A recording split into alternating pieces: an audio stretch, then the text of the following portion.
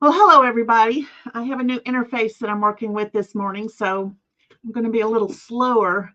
They've added some goodies that I might be able to throw in.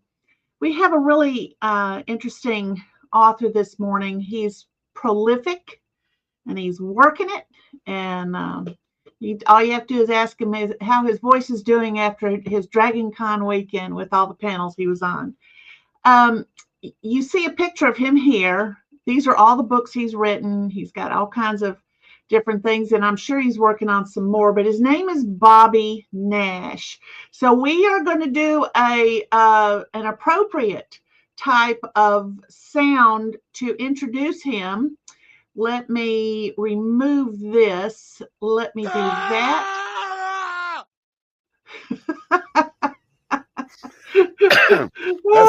that's the sound I make when I get up in the mornings. Oh, is that what it is? I want to play it again because this will go with your book.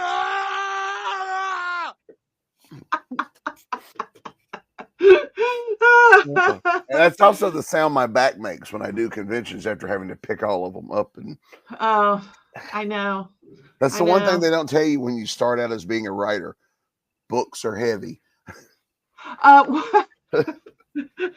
Well, people, bands, who's got roadies anymore? Only the super big acts, and that is it. Everybody else is their own roadie, and they are packing their van or their trailer, driving to the place, setting it all up, trying to get a little food in them before they have to expend all that energy, unpacking it all and loading it back up and driving home. So you are your own roadie. That's right. I got a little spoiled. I was at a college last week for a one-day show, and I got there, and these kids came out and says, "I've got that, sir," and they loaded my stuff in, they loaded my stuff out, and I'm like, wow. Were you feeling spoiled? A little bit. Just a little bit. Then I went to Dragon Con, and it's like, okay, I'm pushing stuff around the block, down the street. Yeah. Oh, man. The glamour. You said you got 32 miles in one time, right? Yeah, probably more now. Yeah, I wore one of those pedometers one year, and I should really do that again because, I really think you should. I had a couple of panels where I had to walk like 6 blocks to get there. I bet you could write something funny about the downside of being an author. There are certainly things I didn't expect, because at my age, I remember growing up, the only thing I knew about authors was what you saw on TV and in the movies. Right. So in that case, I should be rich. I should have people taking care of all of this for me, and I should solve at least 4 murders a year. And none of that happens. Minimal. And none of that happens. So. I know. I always laugh loudly and derisively. I will have to say I laugh derisively when I watch these TV shows where for an hour somebody's killed somebody, and it turns out that they think it's the author that just wrote his first novel that's turning to be a worldwide hit, and all the money that's coming in, and somebody was going to kill him for the money, and it killed somebody else by accidentally, and I just go, right. Yeah. Okay. Yeah, I imagine every profession does it. I have friends that are police officers, and they're like, we yell at the screen every time we watch like a cop show. And it's like every time I see an author on TV, it's like I want to that's not how this works. That's not how it works. I know. Well, Bobby, I'm going to show this picture again. that is a lot of books. Yeah, thank you. That was from a recent that was from the Monroe Center of the Arts. They have a Spotlight Author of the Month. Yeah. And I was their spotlight this month, so we did a book signing. This is that's nice. So this is kind of my convention setup. The stuff on the rack closest to me, those are my novels. The stuff on the other rack are more, there might be a novel or two there, but they're more anthologies or shorter pieces. But at last count, I had 215 published somethings. So yes, but because I do novels, comics, I also do audio dramas. I've written a couple of short Oh, screenplays. nice. Yeah, so I do a lot of Nice. that. Yeah, and then I started out in comics, which I don't have hardly any of those early comics anymore. Well, what did you do with comics? I mean, Well, did you illustrate and write, or how did you do that? in the very, very early days when I was a fan doing it, trying to become I wanted to Uh-huh. be a comic book artist. That was the goal. Oh, That was the dream. right. Turns out my skill set's not quite there. But I started writing them so I would have something to draw. I started writing the stories, and but I Hmm, never thought of myself as a writer. It was just part of being an artist in my head. And right. I remember I had a friend who was an artist, excuse me, who was an artist who gave me some advice one day, which I guess I was in the right mindset to hear it. And he told he gave me, he says, "This is tough love." He says, "You're not that good an artist, but you're not bad at writing." And he said, "I think if you were to focus on one or the other, you will improve. But right now, trying to do both, you're not great at either." Right. And so I guess it was a day it penetrated my thick skull, and I took it to heart, and I said, "You know what? I'm going to focus on the writing." Hmm. And 2 years later, I sold my first comic script. So yeah, so there was something to that. So Right. I still love to draw. I still draw a lot. Do At you that do some of your own covers? No, well, Okay. yes. I mean, I have design covers in the early that like the Evil Ways covers and all, or this where I designed it, but I didn't draw it. Oh, Either, okay. either I would do a design work or I would take a photo because like the Right. Deadly Games, the Deadly Deals have photo covers. I took the Hmm. photos and Oh, okay. Okay. designed them. But then I also work with, like you can see behind me, the Snow and the Sheriff Myers. I work with Yeah. wonderful illustrators like Jeffrey Hayes who did those, or so it depends on what it is. Whereas Evil Ways has more of a design element cover. Uh, I can do stuff like that, but other than that, Right. no, I leave it to people that are much better at that job than me. But How long have you been? I still love to draw though. I still draw a lot, but yeah, just not for publication. Right. Yeah. So when did you? I mean, how long have you been doing this full time? Have you Oh, been doing it full time? I had two bouts of full time, and both of them were not a choice. In 2009, I got laid off from a job I'd been at for 15 years. Oh man. And so I decided uh, I'm going to give it a go. And so for about 2 years, I was able to be a full time writer. And then my bank account said, "You need to go back to work." My mortgage company said, "You need to go back to You work." need to go back to work. So I went back to work. And I was still writing, but I stopped doing it full time. And then in 2016, I got laid off from the job I found for that one. Because the company got purchased by another company Oh, that who always. already, yeah, and so they bought two companies that did the same thing and merged them. And so since they bought the other company first, they bought all of us and says, "Congratulations, you're now part of this. You're fired, or you've got 3 months. You're going to be gone." Oh man. Um, so, but so I was going to go looking for another job, but I had family issues that just happened. I had both my parents get sick at the same time. Yeah. And so I took that. I moved in with them to take care of them for a while, and then I'll write while I'm doing this. And so, but I've been doing this full time since 2016. Right. So Right. Are yeah. your parents still alive? My dad is. My mom passed. She passed in 2017, Oh. and then my brother lived with him as well, and he passed a couple years later. Yeah. So it's just me and my dad now. So so we roommate together, and so I write around taking care of him. So Right. yeah, Right. but I write full time. Now it's how writing is. It's very feast or famine. It Yeah, I do. One time, I was invited to a school to talk about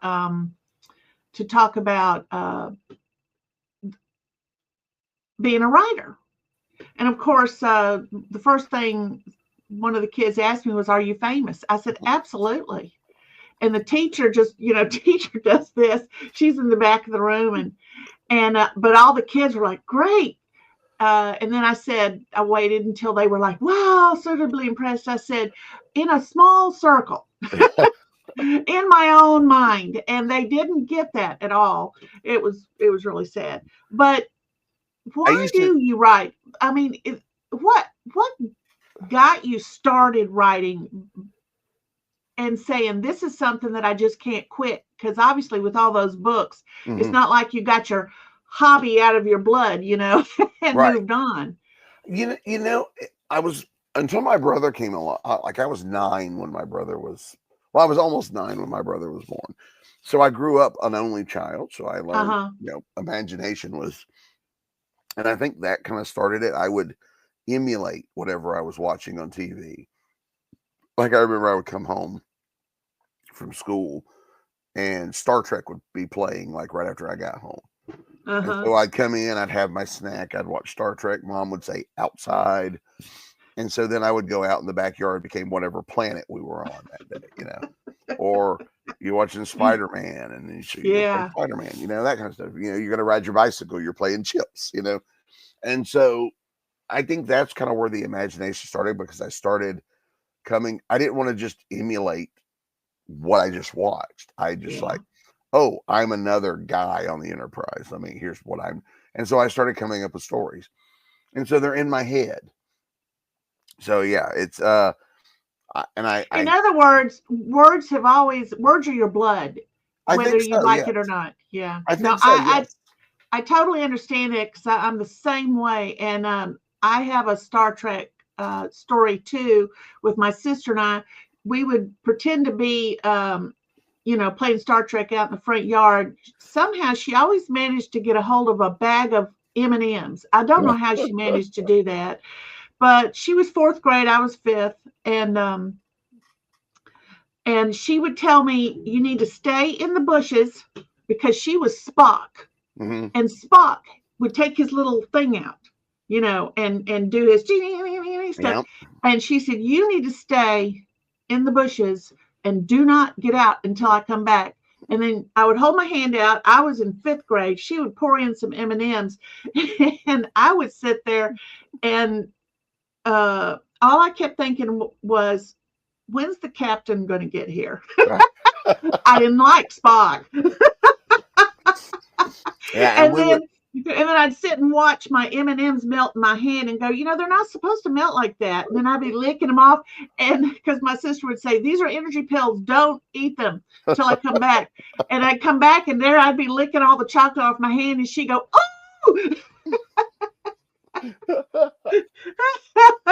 The joys of the childhood imagination. Yeah. It has gotten me a long way.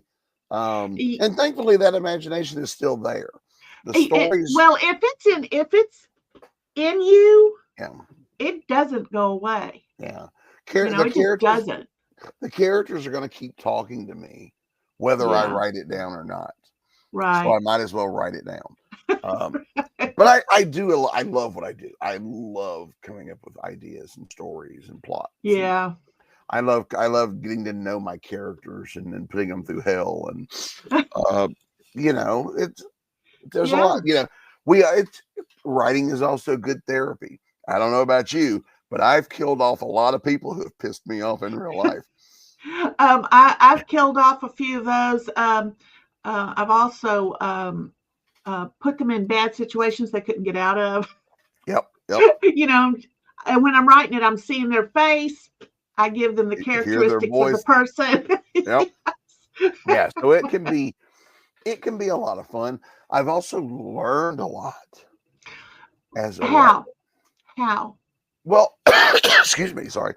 I've done research and Oh I yeah. write a lot of crime fiction, mysteries, thrillers. Hmm. I spent a day with the FBI. I've talked to Secret Service agents. I've talked to SWAT team guys. I've talked to doctors and blah blah. I mean, lots of wonderful people I've got to spend time with and get information because Hmm. we can Google how something works or what a job does. But when you talk to someone who does it, Yeah. you get a deeper understanding, because when you read it off like a Google search, it's very clinical.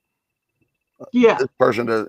When you talk to somebody, then you get the inner, oh, well, we call it this, or here's the, here's how we interpret these things, or Hmm. how, because people, especially in high stress jobs, there's a lot of humor to kind of ease the tension.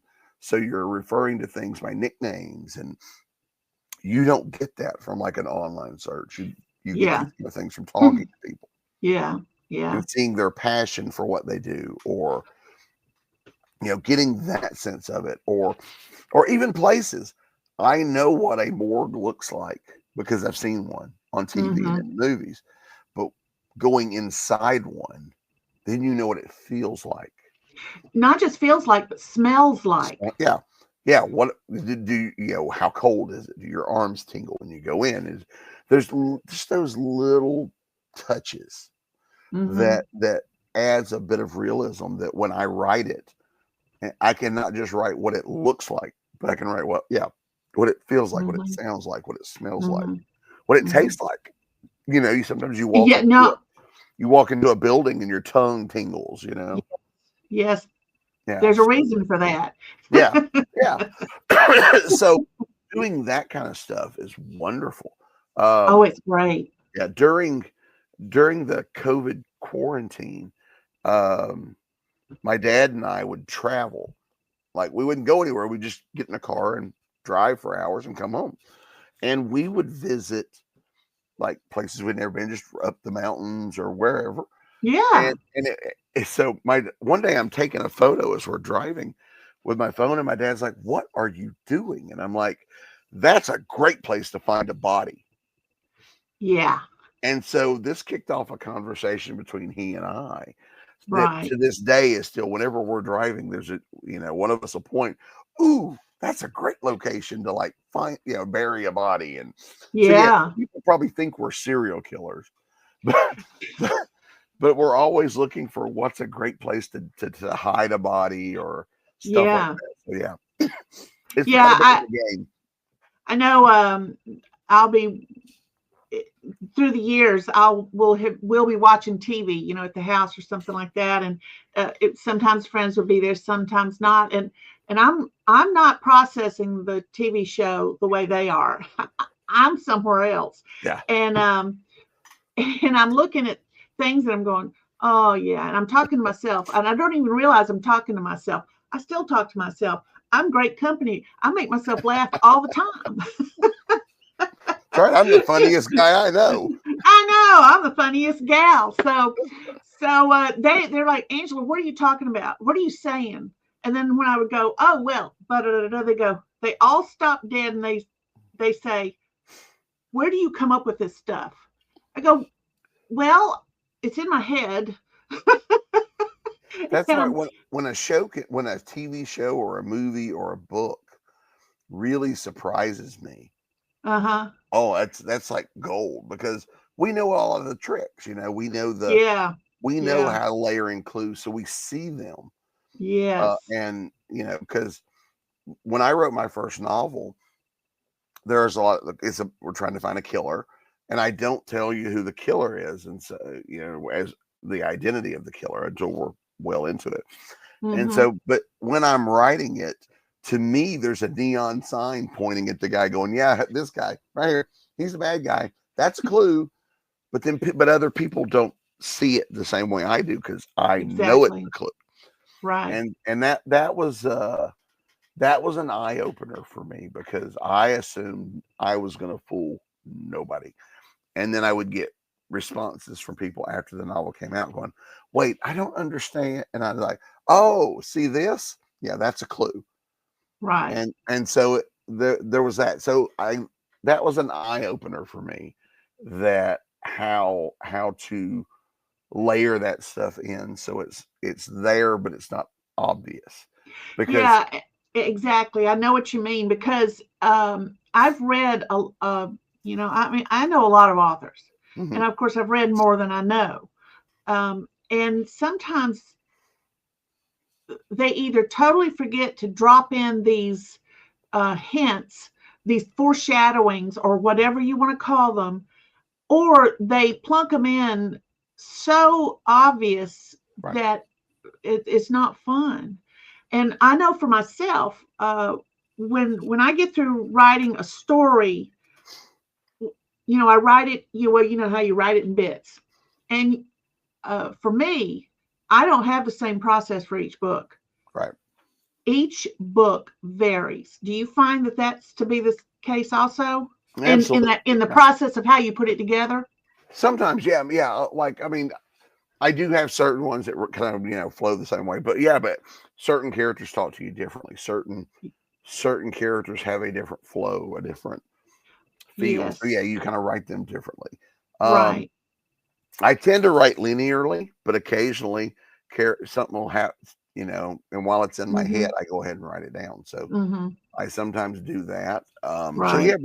but it varies. As long as the ideas are coming out, I'm happy. But Right. Yeah. yeah. But I also I like to know. play fair with my audience. If I'm doing a mystery, I Uh-huh. want the clues to be there for them to figure it out as well. I hate when, as a reader or a viewer myself, that one vital clue is one that we didn't see them find. But at the end, they're like, "Oh yeah, we found this," and I'm like, "Wait, I wasn't there when you found that." Mm-hmm. So I try to make sure I want to play fair with my audience. I want my audience to go, "I figured it out before you told me." Right. I don't want you to feel cheated because I left out a crucial piece of information so I could have an aha moment. Right. So which it adds a level of difficulty to the process, at least for me, because Right. I don't want it to be too easy, but I want the audience to be able to go, I figured it out before you told me. Or when the reveal happens, they can feel great about themselves because Yeah. yes, I figured it out. I figured it out. Yay. Yeah. So I want the readers to have that, which adds a level of difficulty, which also means sometimes in that second pass, you make sure you have a clue pass. Make sure all my Yes. clues are right. Have you found that you think you've got it all right, and then once the book you feel is done, you go back and you read through it, that you find that they're in the wrong place? Sometimes they need to be somewhere else, Mm-hmm. or that you have missed a good opportunity for letting something kind of sit and simmer in the reader's mind, and then go and add these things in, and like surgical precision kind of thing. Do you ever do that? Yeah, because sometimes I think sometimes as a writer, I get tunnel vision and I know what it is, but Mm-hmm. it didn't get from here to here. So I like sometimes forget to put things in, even though in my head I think I did. Right, right. So sometimes you do that. You want to make sure. Sometimes twists happen. I was writing. This was a short story, but it was a pretty straightforward short story. Pardon me. Um, where good guy, bad guy, blah blah blah blah blah. Mm-hmm. At the end of the short story, the good guy and bad guy meet for the first time.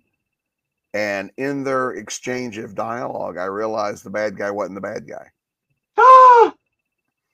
And then the real Oh, bad guy spoke up. And I'm like, oh, I love that. That's awesome. That's a great twist. Let me go back and make sure that makes sense. So I will go back yes. to read it to plant clues. To my surprise, Right. the clues were there. Subconsciously, the characters knew. Yes. I, the writer, You, the did writer, not. did not know. Right, did not consciously know what was going on. And so sometimes that happens. You'll get well into something, and it's like, here's a twist, and ooh, I didn't see that coming. I got to Right. make, and then I've got to make sure it makes sense. Right. So yeah, but that's I'm I'm not a complete pantser. I mean, I have plots. I have idea. I know where we're going, but Yeah, I I cannot outline a book, no a no novel. I not at cannot all. outline it and say boom, boom, boom, and I can't do that. At the same time, I wouldn't call myself a pantser because I'm like you. I know who, Mhm. how, and why, but how am I going to tell that story? Right. And have you ever? Oh, this is very interesting. Have you ever gotten to a point where you had all that figured out, but then one of the characters said, "Yeah, no, that's not how I'm going to do it," and then you Right. had to change it? Oh, absolutely. Happens quite frequently. Yeah, I'm like you. I can't outline. If I outline when when I go to write the actual book, Uh huh. I feel like I've already told this story. Yeah. So so what I do is I call them signposts, but I have the plot points. Boom, boom, boom, boom, boom. And then the pantsing comes in. I trust the characters to get me from one to the next. It's like, okay, we're going over there. How are we going to get there? Yes. But to your point, yeah, sometimes you get the characters will do something. Like I have a series called the Snow series, which is novellas, Hmm. and each one's a standalone novella.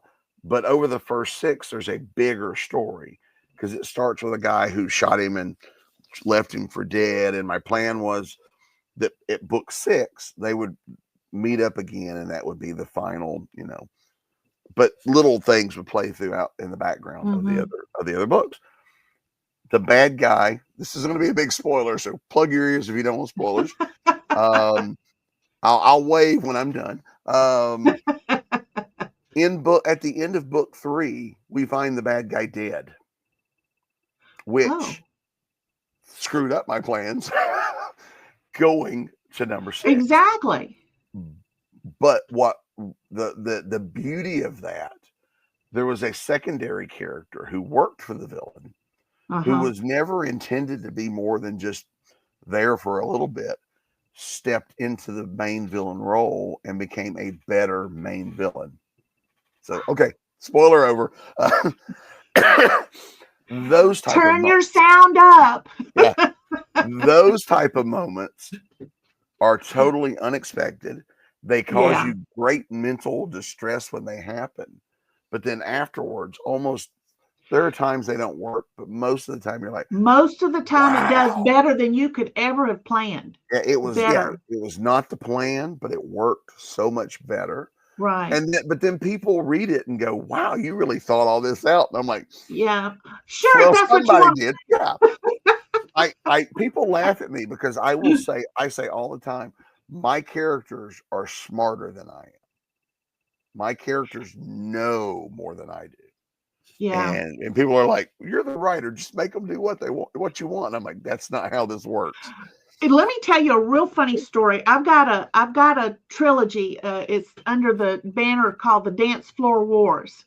And the first one came out of emails. I'd gotten divorced, and friends were saying you need to come out and dance. And I was going out dancing in the area, Atlanta area here, where there's a lot of truly bands are playing, and they got Mhm. actual people who want to dance, not the hookup places. So I'm dancing and everything like that. Although people did want to hook up, you know how that goes, but it wasn't overtly that. So this is a whole new world to me. I've never been a party girl ever, even in my youth. I didn't understand the first time somebody said, "You want to go party?" What does that mean? I mean, I'm just not that.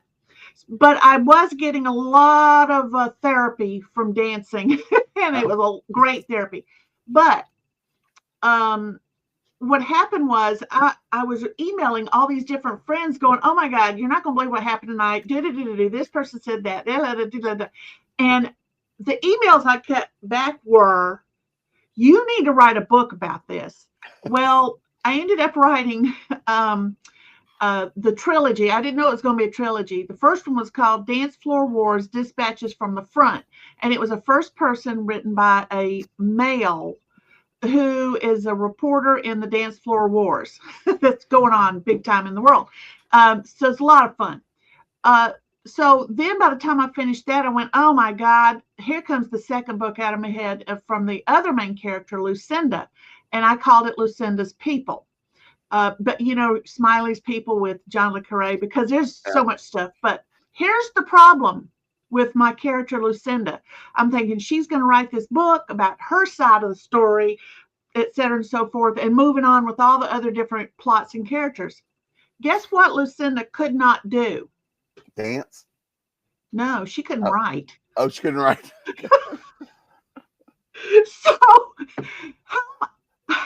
wait, I wrote 2 chapters that were so horrible because Lucinda couldn't write.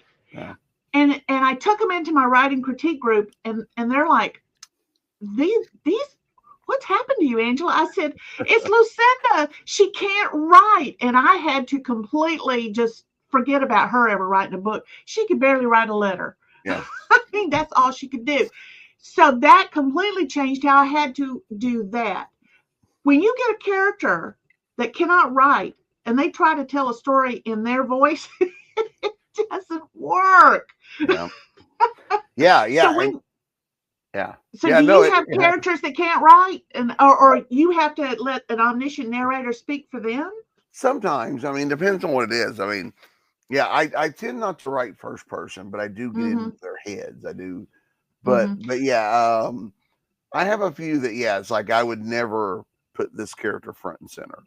Right. This character's always, they're boring. They have nothing to offer. They have the one thing. They're a one-trick pony. Yeah, but there are other characters that, and the opposite happens too. Like I get characters that I didn't intend to do much with, but ever so often they like tap on the back of your head and go, "Hey, when am I getting a story?" Yeah. And that happens. That's how the Sheriff Myers series happened.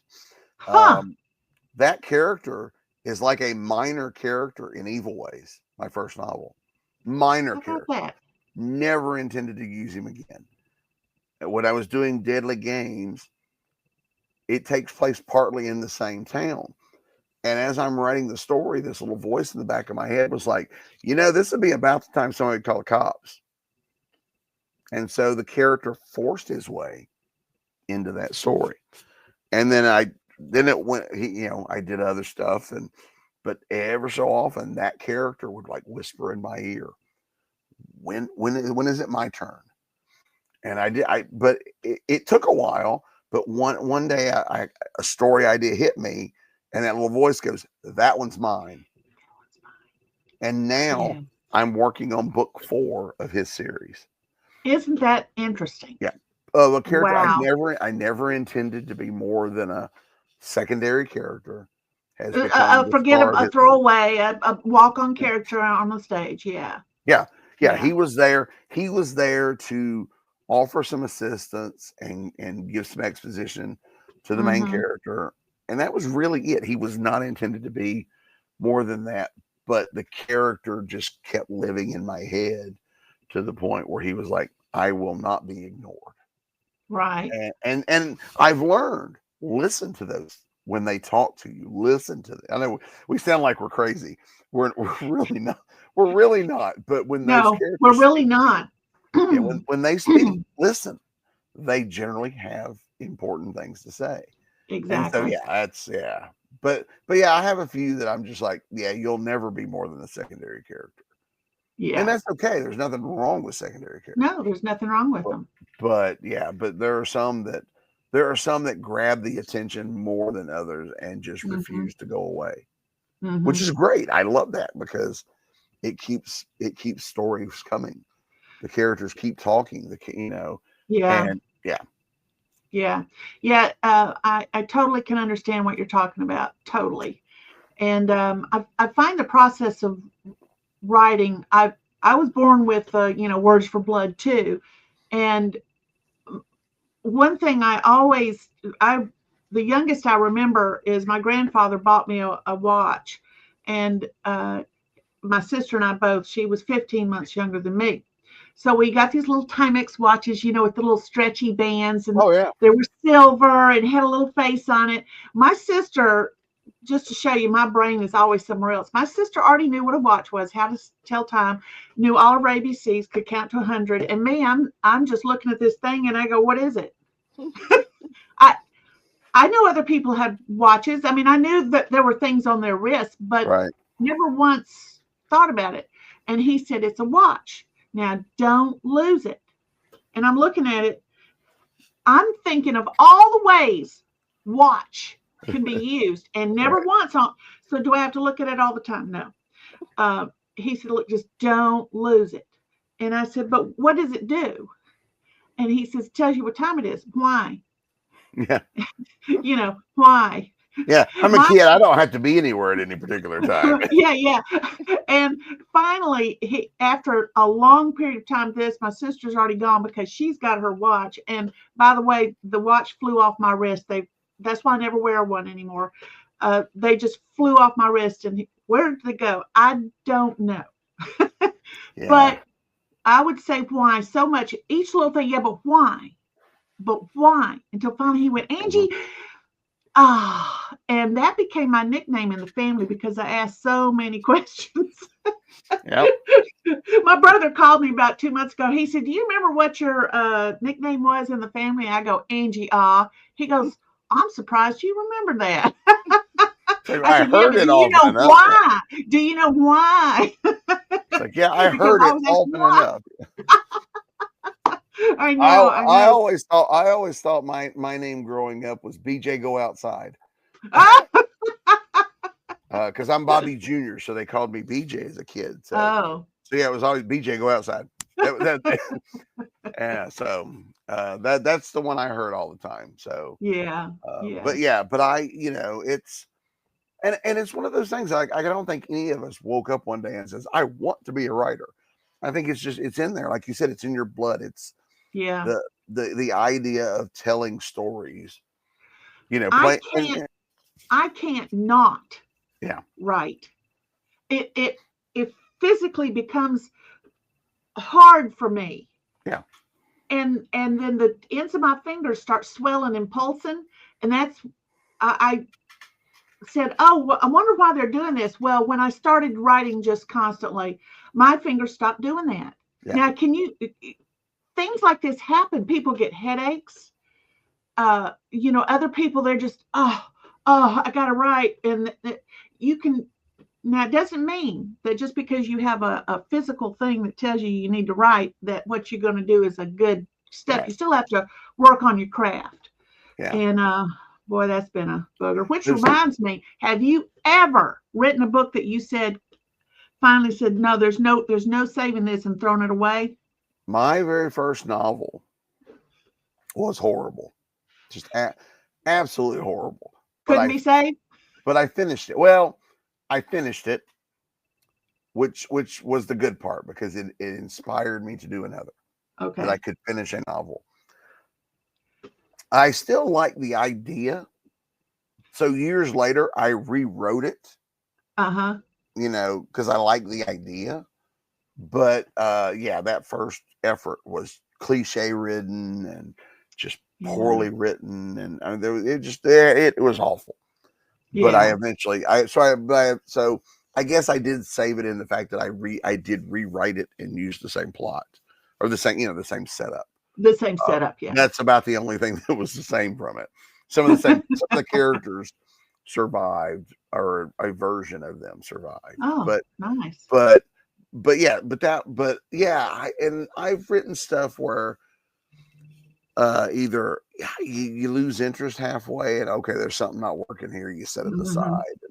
And like I had one I set aside for like 10 years before the thing that was missing popped into my head and said, that's what that book's missing. That's what that book is missing. Yeah. So sometimes I've had this idea in my head for 15 years for a story. It's like 90% there. But that one thing, so I haven't written any of it, but it's been in my head. And you're doing a lot of writing up here. Yeah. And then, your subconscious is playing around. Yeah. And then a few months back, that missing piece. So now it's on my schedule to start working on it when I can, but that missing piece fell into place, and now I got my story. Now it's not just an idea; it's ready to go. But I get that. The problem is those ideas come faster than I can work. Yeah, I understand that, and at some point you just have to move on and keep working on stuff. Yeah.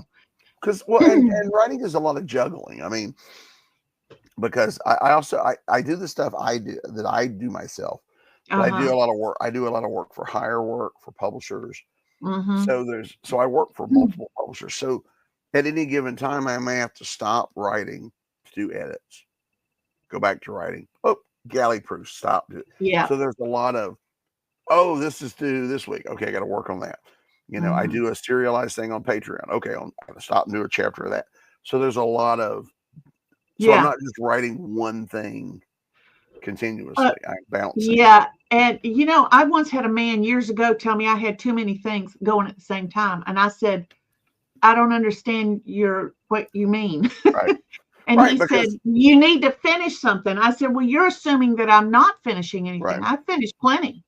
I just don't do it in one set time Right. period and then move to the next, because your brain thinks things through for you, saves you a lot of time while you're doing other stuff, Yeah. you Well, know? I've discovered I've like if I sit down and start writing, Mm-hmm. I've got this much time I'm going to devote to that one thing before my brain goes, okay, we got to stop Right. working on this. So I can either stop for the day, or I can go over here to this project and write that much, you Mm-hmm. know, before my brain goes, okay, stop. Mm-hmm. I've got to work through whatever. So I can work on multiple things throughout the day. Mm-hmm. I actually get more done that way. Um, Yes. and it becomes one of the best pieces of advice I ever got in terms of being a writer is that if you want writing to be your career, you have to treat it like a job. Mm-hmm. And by that, they meant if you have a day job and you work from 9 to 5, you're there from 9 to 5. I give myself office hours. Now, they're more flexible because Sure. it's my office, but Because you're the boss. right. But there are X number of hours in the day that I need to be doing work of some kind. And Right. I've trained myself. I sit here at the desk, I go to work. Excuse me. And I have trained myself to where if I walk into my office through the door back there, I immediately go to the desk. It's an unconscious thing now. I go, I sit down, I turn the computer on, and there'll be some moments I'm like, why did I come over here? Oh, I guess while I'm here, let me do some, Yeah. and but also as writers, we're not Mm-hmm. just writing. We run a small business. We do. We are doing multiple things. We are correspondences. I do a lot of conventions, so I'm checking, Mm-hmm. working with setting those up and getting ready for those, ordering books, fixing my website, writing press releases, setting up interviews, doing interviews. Mm-hmm. There's a lot of, to where we have to be careful because sometimes you can work a whole day and then get to the end of it and realize I haven't written anything today. What have I been doing? Oh, I've been doing all this other work. Yeah. We have to learn how to balance it because otherwise I know me, I can get in the weeds of the admin work, which is important, but I've still got to write. If I don't write, it's kind of the job. So yeah, it becomes a, Multitasking is a real thing. It's yes, a real thing in any creative's life that they're wanting to move forward in. Uh, and writers, I find it very easy to be alone. mm-hmm, I have never had a problem with that. And I know a lot of writers that say the same thing. They don't want to get out and do whatever. Even if they're able, they just don't want to. And okay, that's fine. It's your life. You have to do it the way you need to do it. So I've got what works for me with the mm-hmm, given setup of my life, and you've got what works for you in the setup of your life, and neither are the same. right, They're yeah. all different. My writing day, I'm in this room. I mean, I'm sitting at my desk now. This is the back. This is the clean part of my office. That side over there looks Yeah, like a book this is the exploded. clean part. This is Yeah, the pretty part of mine. You don't want to see the rest yeah, of it. yeah. It looks Although like a it's book. organized. It looks like a bookstore exploded over there. But I sit here. I play music while I'm working. Like I'll turn Oh, on. It becomes background noise. Like I don't even realize it's there, but I just don't like the silence. So I'll turn on like some music, but it's kind of playing right, low.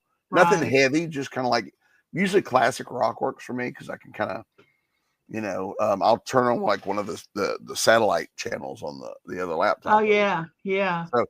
So just not too heavy. It kind of becomes background noise for me, and I'm doing that. But I also like to talk, so the events become that for me. Like Mhm, I was at Dragon Con over the last 5 days, and mhm. I talked to a lot of people. Or so I do a lot of events Saturday or Sunday, or where I'm out at a library or a bookstore. So I'm out talk. So I get my weekends. I get all the talking out, Right, right. and then during the week, I'm only talking to myself.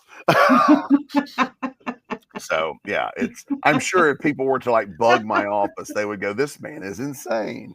Um, I used to work at when I was a teenager, I worked at a cotton mill, and uh, you don't work with people there. They're far away. It's very loud in there. And one day, somebody came up to me um, and said, "Who are you talking to? And why are you laughing?" Well, I was telling myself jokes, thinking mhm, up stuff, and thinking up all these things. And I was talking, while I'm doing my job. And they all thought I was a nut, and they left me alone, which yeah, suited me fine. yeah. I used to when I would work in I used to work in warehouses and manufacturing, and I would come home and I would pull out like big wads of paper from my pocket where I was scribbling notes all day for story ideas or dialogue, because sometimes that dialogue pops in your head, you don't remember it exactly the same way later. And so I would, Exactly. now of course I just do it, Oh, in my yeah, phone. yeah, yeah. But I've learned to write, on the phone if I have to. Uh-huh. I was at I had taken my dad was doing therapy where he was in the pool. He had some back issues, and Oh, while he's in the pool with the therapist doing it, I'm sitting over on the edge, and I said, "Oh, I got Next thing you know, I've written a chapter on my on my phone. So having those devices has been a wonderful little. I don't have to try to remember stuff, and my yeah. handwriting is atrocious, so I don't have to write it down and try to decipher it later. So that these type of things have been a Yeah. wonderful thing. So, especially you wake up in the middle of the night, and that you've dreamt that wonderful scene, and ooh, let me go ahead and just roll over, grab the phone, write that down really quick. But I have to type it. I did the speech to text thing one night. And The next morning, I'm like, what the hell is this? Because with my accent, it just, I'm reading it going like, I don't know what any of this means. yeah, that Siri or whoever takes it down hasn't quite learned how to translate it, has it? Yeah, they haven't learned how to speak Atlanta yet. And so yeah, it's but I have to, but yeah, those are wonderful things to get that so I don't forget it. Because Right, sometimes right. sometimes these ideas that pop they're very elusive at times. And And yet they're very, very good. yes, And of course, some we think are very good, and we remember them, and we're going, "What the hell?" yeah, it was good at the moment, but yeah, As as are a lot of things, yeah, but when you yeah, think back on them yeah, it seemed like a good idea at the time. at the time. Yeah, so but I'm always, yeah, the characters are always speaking. New ideas come. I've got an idea file that I'll never get to all of them. Yeah, I know. But having that idea file is wonderful because there are moments where you have to do something on the fly. Like my snow series I mentioned earlier. I'm working on book 9 of that now. That came about. I get a call from a friend of mine who is a writer, and he's like, "Hey, there's this new thing they're going to do like ebook novellas, and they're looking for some writers. I wanted to give them your name. Is it okay if they call you?" And I'm like, Hmm. "To pitch something," and I'm like, "Sure." So I'm like, I hang up the phone. I go, the phone rings again. And it's them. And they're like, okay, give us your pitch. And I'm like, man, I've known about this for 2 minutes. So the back of my head, I grabbed 3 partial ideas, slammed them together, pulled the name Snow out of thin air. And it's one of my more popular series. Right. But it was born out of that desperation moment of, give me something now. And so the idea files are wonderful for grabbing those kind of ideas. You never know who that idea was meant for. Yeah. It's great stuff. Well, what are you working on now? I am currently working on.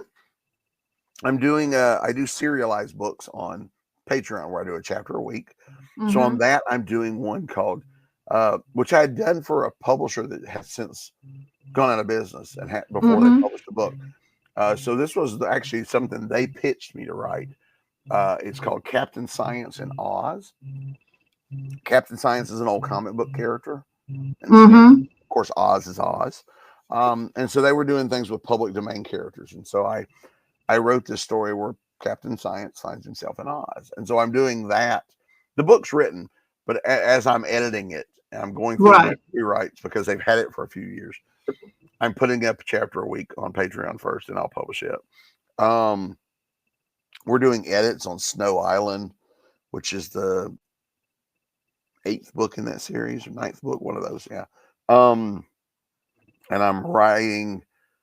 What am I writing? I'm writing an audio drama right now, and I'm writing the next Sheriff Myers book. I'm in pre-production on the next Dante's book, which is a Western horror series. Book 4 of that'll be out next month in October. And I'm doing edits and rewrites on what's it called? Nowhere to Run, which is another one of those where a character who appeared in a couple of other novels said, "Hey, when do I get my own story?" And so I gave him his own story. So there's a lot of projects. I also have several comic projects.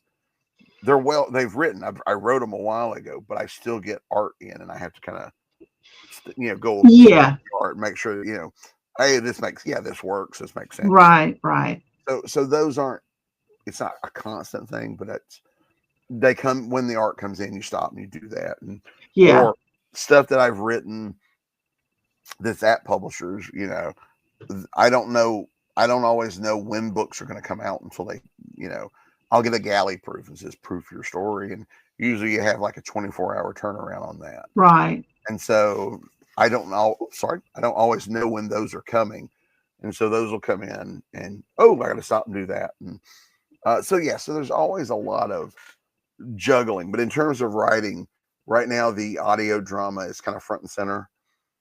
And is it something you can talk about publicly yet, or you're not wanting to? No, sure. Well, it's still early days on it, but I'm doing stuff for this producer over in the UK called Evcol. They have a audio series called On Another Wavelength, and I wrote 3 short stories or 3 audio scripts for them, shorts, about 10, 15 minutes. 2 of them I adapted 2 short sci-fi stories I wrote. One's called Midway. One's called Just Another Saturday on Outpost 9. The third one I did was they had a season called Prequels. And so I wrote a prequel to Snow. So it's the 10 minutes, 15 minutes leading up to the beginning of book 1. Oh, yeah. All of these are actually right now, all of them are free on YouTube. If you go to my website, BobbyNash.com, there's links, but they're all free on YouTube.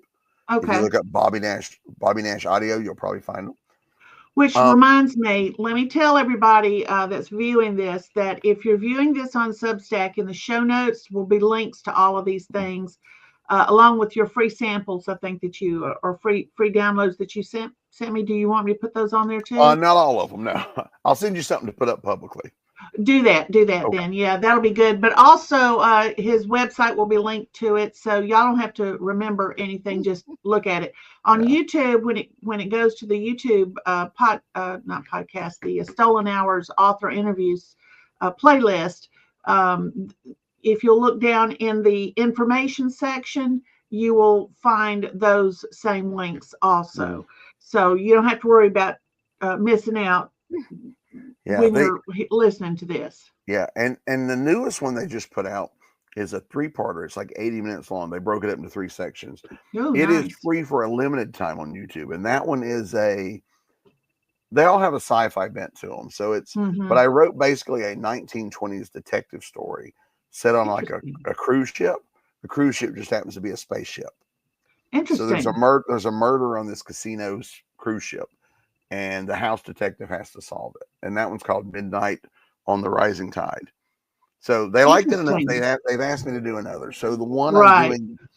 doing, the one I'm working on now is a heist movie or a heist story set in a futuristic city.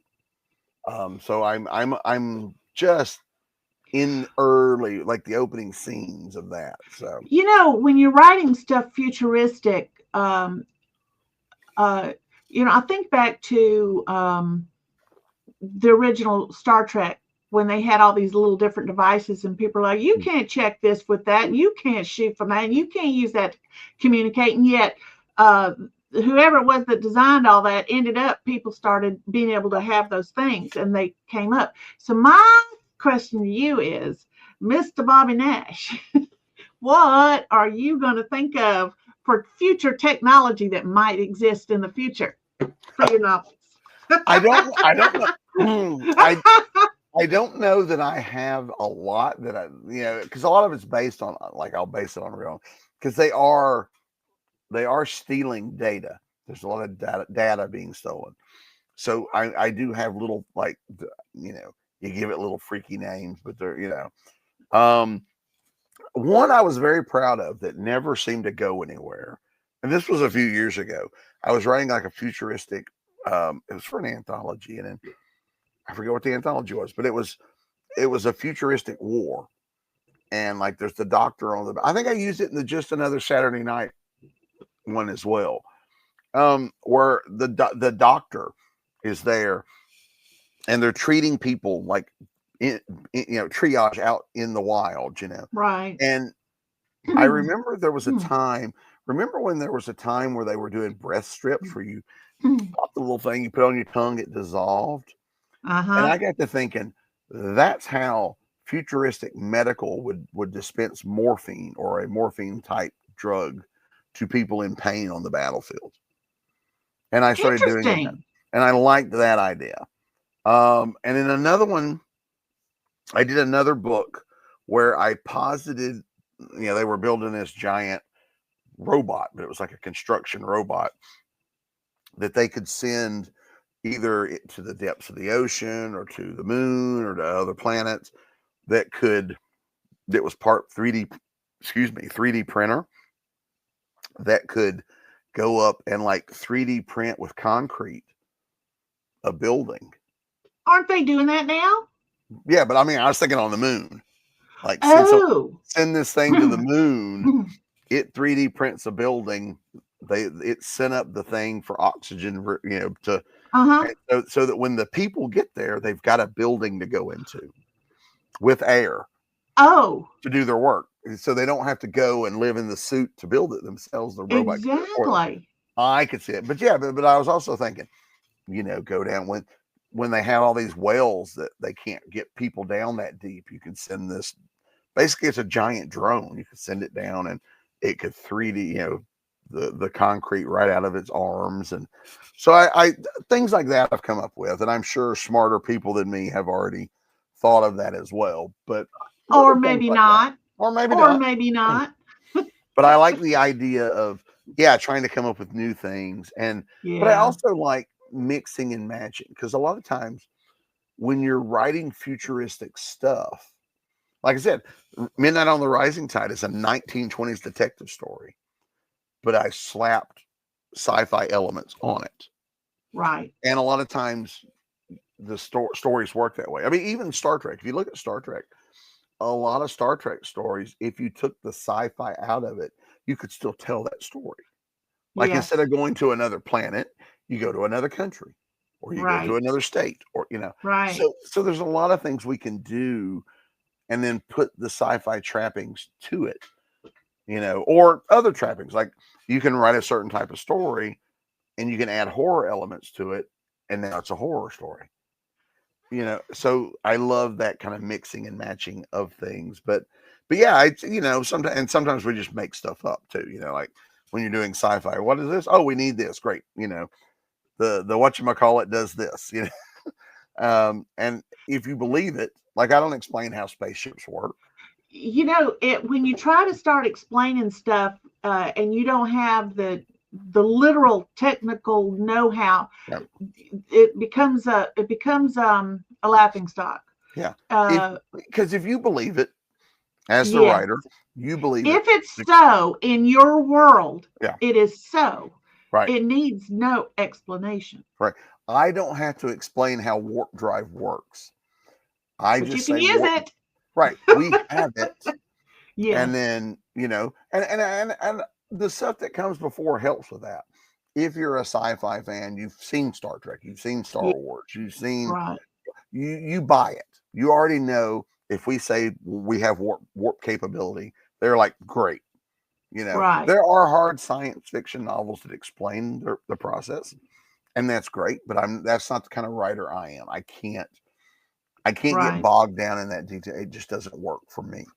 It's like So, the Tom Clancy. If you took out all the sections where he just went minute detail for all the geeky soldier type things out there, you took all that out, it'd be a whole lot shorter.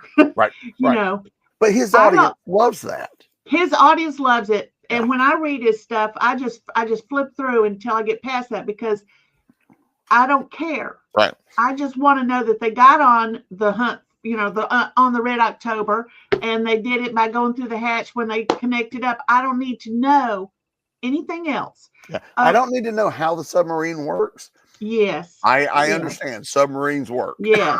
And that's why, like, when the books that I write with that deal with criminals and finding the bad guy, I don't go into any procedurals. I am not writing procedurals. Right. I'm writing the human side of the law enforcement as they have to deal with this and how they get their ideas. All the judicial stuff, all but number one, it's not the same everywhere, because every state and city has laws that impact that. So why do I want to aggravate the reader by putting in stuff that's only true in one area? But humans are humans are humans. Right. And they're going to be human wherever they are. Yeah, and you can get around, because you can go, hey, we've sent that stuff off. We'll go do what. Then later, that came back. I don't that need came to back. see them. Yes. And so and it's different because I write, Sheriff Tom Myers. Those are small town mysteries.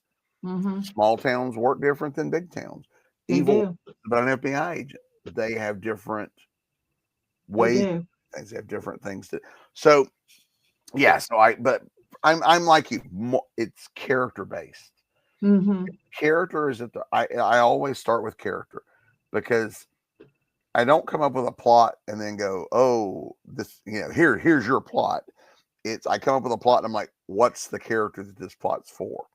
Because not every character works as well for every plot, or you get a different story depending on, like, if you take the same basic plot and you drop different characters into that plot, you will get 3 different stories, because the character will inform, and when the character meets the plot, that will inform the story. Exactly. Yeah, so not every character works for every story, but if so there becomes a lot of that. That's like what I mentioned earlier. Sheriff Myers sat in my brain for a decade before a story came into my head that he went, that's mine. But there was a reason he sat there for a decade, because there was nothing else that suited his particular character. And when he found it, that one's mine. That one's mine. And it worked. Yeah. It worked. And so So your characters inform a lot of that stuff. So Mm-hmm. so like when I know it's time to write the next book in the Sheriff Meyer series, my Mm-hmm. question is what's a good mystery for the sheriffs to solve? Mm-hmm. You know, Mm-hmm. it's probably not going to happen that they're trying to solve a presidential assassination attempt because Mm-hmm. they're a small town sheriff. That's not what Right. that's a different story. That's Right. a Harold Palmer story. You know, that kind of thing.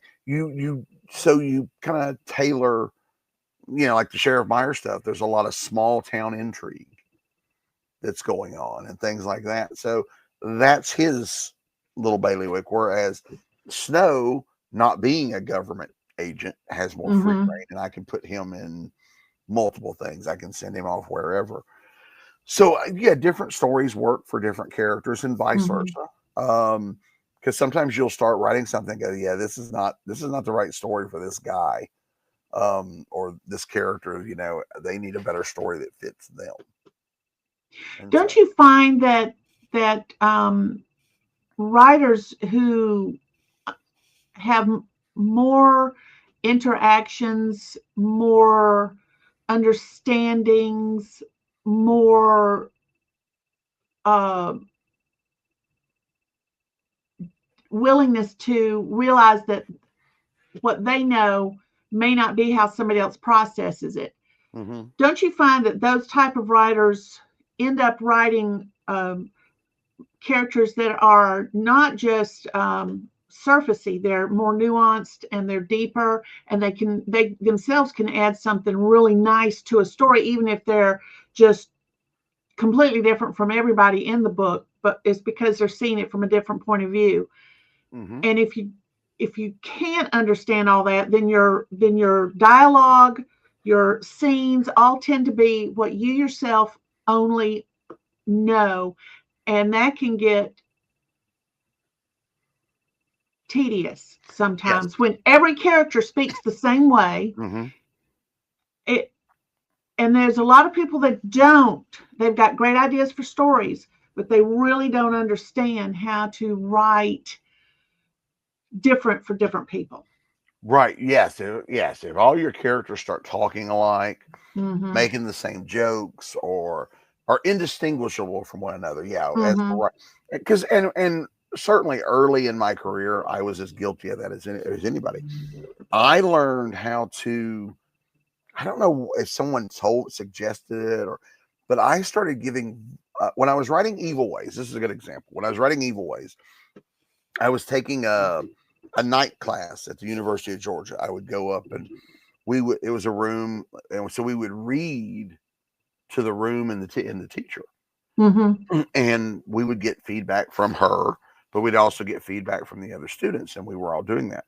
And the two main characters in Evil Ways are brothers who hadn't seen each other in a few years, and they're brothers. And I was reading one night the scene in the book where they've met up.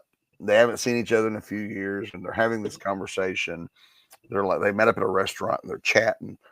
And I read it, and I'm waiting for the feedback, and I get a lot of feedback about nothing. Those guys don't feel like brothers. There's nothing in there. The only reason I know they're brothers is because you told us. And and I took Interesting.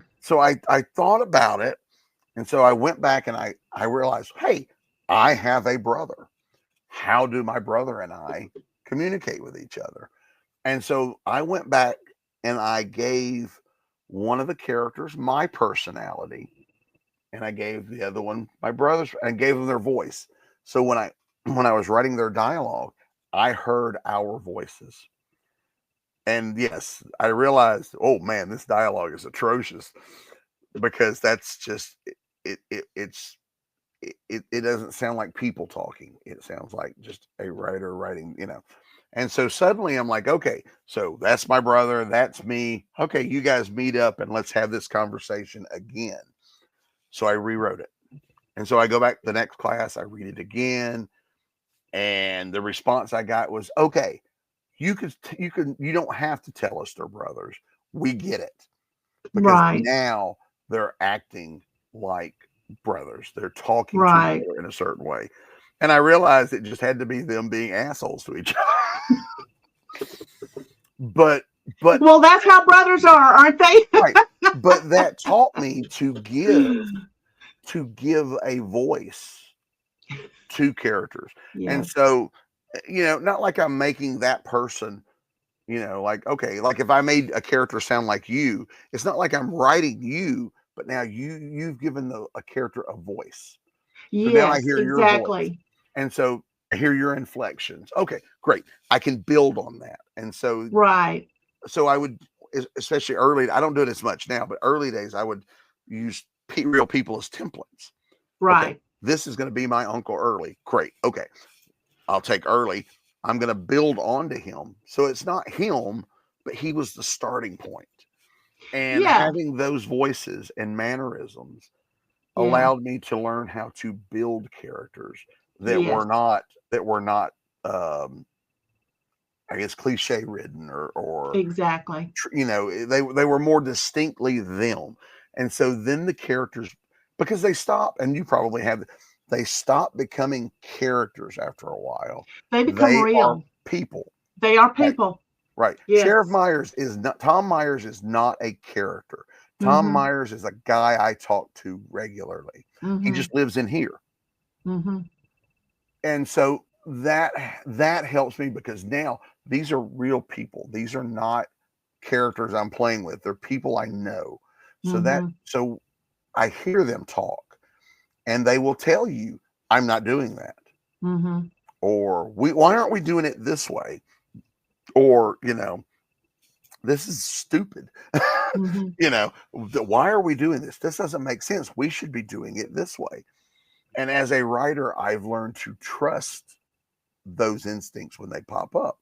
Where Yeah. if the character says we should try it this way, it may not work, but we'll try it. And Right. 99.9% of the time, those ideas work well. Right. And you get things that also helps, especially if you're doing series work. That helps because those are the elements that your audience falls in love with. And they Your come back. And the audience is looking for them. Yes, your audience, because if you think about it, when you become a fan of a series, you don't go, oh, I love that In the Wind so much, it was great, I got to come back and read it. No, I love that Sheriff Myers book. I love the Harry Bosch novels. I love you Mm-hmm. start. They say that your reader falls in love with the character, and they They want to come do. back for the character. So that way, if I write a book that's not as good, because let's face it, it happens. It This, happens. this book wasn't as good as the previous. The readers don't go, well, that book wasn't as good, I'm never reading him again. They're like, no, I still love those characters. Yeah. I'll come back, and then, yeah, if you continually write bad books, then they'll stop. But I Well, mean, that's a but different thing. Yeah. right, but they fall Yeah. in love with your characters. And so when you're doing series work, that's why I always start with characters. Let's make the character something. You can love them, you can hate them, but you get invested in the Mm-hmm. character, and that's what your audience keeps coming back for. And so that's also why, like we said earlier, not every story is for every character. So you try to put the character in a story that works best for them. And Mm-hmm. that's what your audience is excited, because they already know, okay, I love Snow. I know what kind of adventure Snow's going to have. And you give them, because you got to, even though you want to give them new stuff too, you still have to give them what they want. Right. You know, Right. like Because if at you're, the end of the day, all books, all movies, Mhm. all plays, they are there to entertain, Mhm. because people are paying money to get a thing.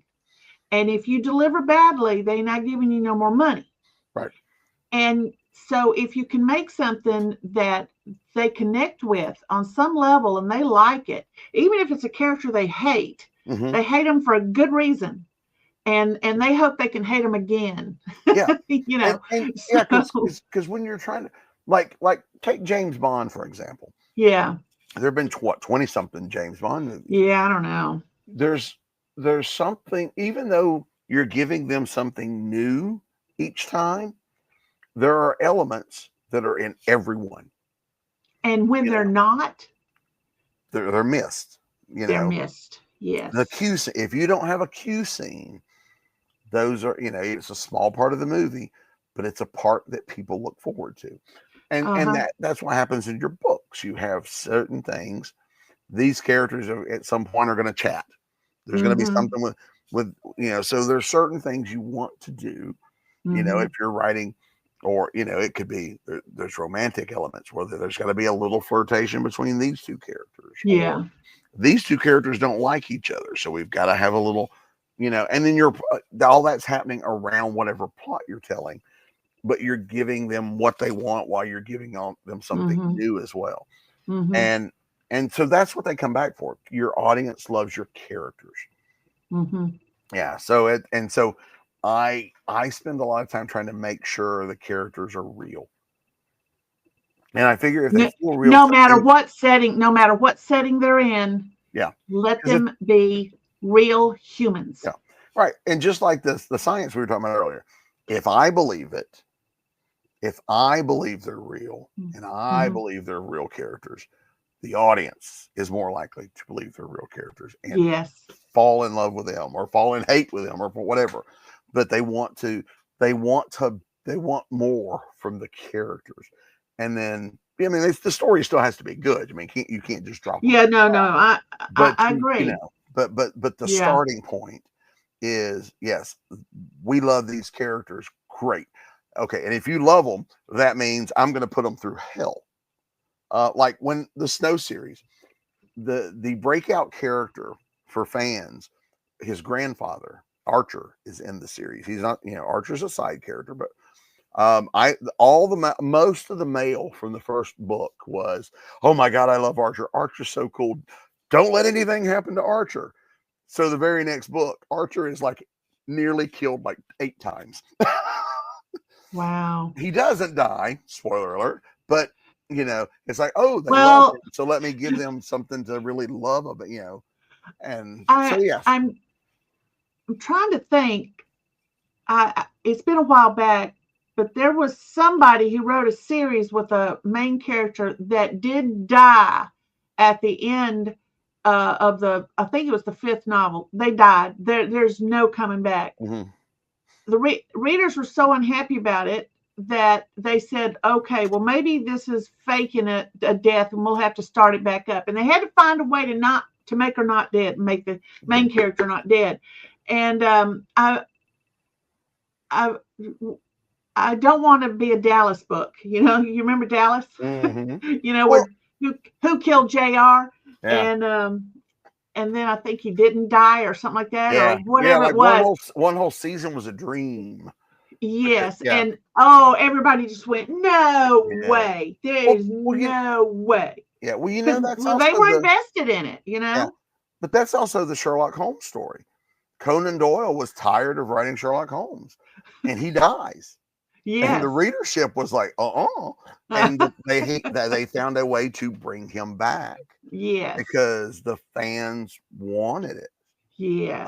So and it there becomes a point too where they stop belonging to us as writers. The fandom who falls in love with your character, they become partial, like they take personal ownership of it in their They're heads. invested. They're They're invested. invested. And Yeah. so at some, yeah, they're stockholders in our characters, you know, and they have opinions, and they are the people we're trying to keep happy. And Right. but you know, and me being alone in this room, sometimes I don't always think about the reader as I'm writing the story. I'm thinking about what's the best story to tell. But then, you know, once you put it out into the world, you know, there are people that are going to have opinions. And Yeah. you but yeah, but so I try to think of the fans of the series, but I want to Hmm. give them something that's entertaining. But you know, I also understand, you know, because I know how I am with characters. You know, the day they kill off Harry Bosch, I'm probably going to cry. You know, that kind of thing. You know, it's Yes. just, you know, there are books that I just, I'm that way as a reader as well. I love these characters, and I will, I want to keep coming back and it's like revisiting old friends once a year It, or how. that's how I feel about the John le Carre novels. Yeah. Um, I uh, I love Smiley. I love him. I mean, he's just he's he's the guy, Mhm. and he's not in every book. Right. And yet his influence is in it, because somebody will say, "Oh, that reminds me of Smiley," or Mhm. "Remember the dictive that Smiley used to say," or whatever. He kept bringing little bits and pieces of that, and even if nobody mentions his name, you can tell that he has had an influence on Mhm. that particular agency and all the characters that in that world that he has invented for all Right. his novels. And it's a wonderful, wonderful character, and yet he is flawed. He has Mhm. his issues. He's a henpecked husband who just finally got tired of it and left her. I mean, you can like him because he was so very human, Yeah. so very human, and just kind of soldiered on, Yeah. Yeah. through it all. Yeah, I have. Yeah, there's a few different books I've read, where I follow the series because I Mm-hmm. just Mm-hmm. love these people, these Mm-hmm. characters. It's so I'm invested in their lives as if they were real people, and Mm-hmm. yeah, and there's a lot of them, and like I said, it looks like a bookstore exploded over there. I've got a lot of them, and like sometimes like if the author dies Yeah. and those characters go away, it's like not only did I lose the author, I've lost that character. So it's like multiple people have passed. Yeah. And Yeah. and there's a few instances of that. Some Yeah. characters go on, like some, and I'm of a two minds of that. Sometimes I get it. Okay, the author died, the character should die with them. But other times Mm-hmm. I see where, oh, somebody else will pick up the baton and keep going. Mm-hmm. I'm of two minds. I'm thrilled the books are still that, the character will go Yeah. on, but it's not the same. It's And so, not, yeah. because each writer, when they say try to write in style of, Mhm. uh, that might be good for practice, to try different things, see what works for you. Mhm. But if you try to copy the style of somebody, you're not going to do it well, because there's more that goes into the copying Mhm. of that style than just word choice or sentence length. Right. Well, Uh, yeah, thought process. How does that there's thought why does process think? that comes through, that can only come through that one person, and Mhm. your thought process as you try to copy somebody else is going to change it Right, right, because we all look at the world in a different way. Our completely. personal experiences are different. Mm-hmm. I had that discussion on a panel at the convention over the weekend. It was like, you know, you and I could write the same character, but we have different life experiences, so that's going to color how that character sees the world. You know, um, people that live in different parts of the countries look at things differently. Mm-hmm. People who grew up in different religious backgrounds look at the world differently. Men Mm-hmm. and women look at the world differently. And so, but we as writers bring all of that to our characters and to our world, Mm-hmm. and sometimes, I mean, and we're writing characters that are not us. So you're doing that, but there's still that bit of, oh, I could tell Bobby wrote that, where so if that makes sense, it's we bring that thing that's us. And that's why we find our Exactly. author voice, because Mm-hmm. we could both write, you and I could both write the same story, but it would be vastly different because we have different outlooks on life, we have different life experiences, and we bring that to the character. So we would both look at motivations differently, or how they respond to things differently, Mm-hmm. because we are different people. and Mm-hmm. and that's the beauty of what we do. We can all write the same, because there's not a there's a limited number of like basic plots. Yeah, there's only so many things that can happen. Right. But it's the order in which they happen, whether or not they happen, whether or not you can avoid them.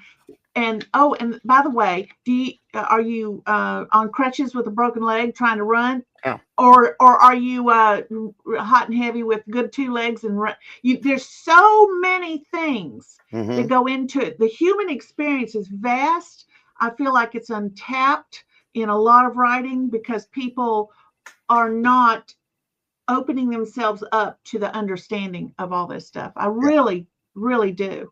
Yeah. Let me tell you something real quick, because this will go right to your point. I'll spare you the whole detail, but I used to have a 1 hour program I would do with third graders and fifth graders in schools that taught them what writing was all about in 1 hour. And they were, at the time, Atlanta had they were rolling in tax money. And so they had a lot of funds that they could use for stuff like that. So I was in and out of schools constantly with third graders, fifth graders. You don't mix them because they're two different animals. Mm-hmm. So, but after I walked them through this process, timed them with different things, which I'm not going to go into here. The final thing was they would turn to the last page of the packet that I had put together for them, and they were to look at the board where I had written. We would have one location where the story would take place that had been chosen by everybody in the room by votes. We would have two characters, and we would, by vote, decide if they were both female, both male, one female, one male. What are the characters? Humans, animals, space aliens, whatever. We would all have the same thing. Then we took 5 words from the list that we had worked on, and I would write them on there. And I would say, okay, you're going to take this one location, these 2 characters, and these 5 words, and we're going to write a story. And I cannot tell you how many times, every time, can't do it. No, you've got 5 minutes to write a story. You don't have to finish it. No, it can't be done. And then I would tell them, I would take those things in order, and I would tell them quickly, I can do it right now. And I've never seen these words before because you chose them, and that sort of thing. Then I would click and say 5 minutes to use the characters, the location, and the 5 words, and write a story. But they're all going to sound the same because we all have the same words. I said, no, they won't. Go. Do you know the surprise on their faces when they realized they had all written differently and yet used the exact same words? The teachers were shocked. That tells you a lot about a lot of things. But it's because every one of those kids had their own life experience that they brought to it and their own imagination. There was not one story that was ever the same. Yeah, ever. It's and I think, because until you try to write, there is a mystique to what, how does it work? Because I meet a lot of people that think writing is easy because they can write sentences. I know how to write, so writing is easy. And to a point, I yes, but writing a sentence, writing a letter, writing an email, and writing a story are 4 very different things. Yeah, 4 very different things. Very different things. Because when you're writing a letter, you're just, putting out whatever you need to say. When you're doing a book, when you're writing a story, short story, long story, novel, whatever, even those are all different from each other. Absolutely, because you have different. The more characters you have, the more different thought processes you have to put into it. Yes. The different point of views. What are you trying to say? And then what kind of book are you writing? If it's a mystery, you write a mystery different than you write one that's not a mystery, because there's a lot of double speak, and we're trying to hide stuff and make, whereas if I'm writing a superhero story, that's just straightforward, good guy, bad guy, fight, but different things. So you have different pathways to take all this stuff. And yeah, it's I used to do that with the story, like I mentioned earlier. We'll come up with a plot. Great. You use pick a character. Now write that story. You know, those characters you will get 3 different stories because Yeah. each character would approach the problem differently. You know, MacGyver doesn't solve a problem the same way James Bond does. No. So they would approach it differently. So if you trust the character, then you get a different story. And you can always tell, and the audience can always tell when the writer is not listening to the character, because especially if it's in not a few books in, Mm-hmm. because why is the character acting different? Why are they out of character? Why are they and it's because the writer has forced that character to do something the character doesn't want to do. Right. And so Yeah. you have to, but that's a learning curve. I mean, it took me a while to get. I mean, I didn't just start writing with all the stuff in my head. It took me a while. You screw up enough, you figure these things out. That doesn't work. Why is that not working? But you Talking. see what you just did, and this is, I think, very important for a lot of writers. They are afraid to make a mistake. Mhm. So they're unwilling to admit that they did it wrong, or that there's a better way of doing it, Right. or they're afraid to even try to go using a different technique, because God forbid that they are not doing well. Yeah. And I would like to think every word I write is gold, but I know it's not. I know. Yeah, but it took me a while to realize Mm-hmm. that's not working. And as a writer, especially as a young new writer, the hardest thing in the world is to go, I got to lose those 2 chapters because I worked hard on those 2 chapters. Mm-hmm. Why am I getting, learning how to do that, learning how to excise the stuff that it could be beautifully written, but it doesn't serve the story or it doesn't serve the characters. I'd like you to repeat that Yeah. succinctly, if you would, because this is a very important point. Yeah. Boom. If Go. that sometimes you have to realize that no matter how beautifully something is written, if it does not serve the story or the characters, you need to cut it. It needs to go.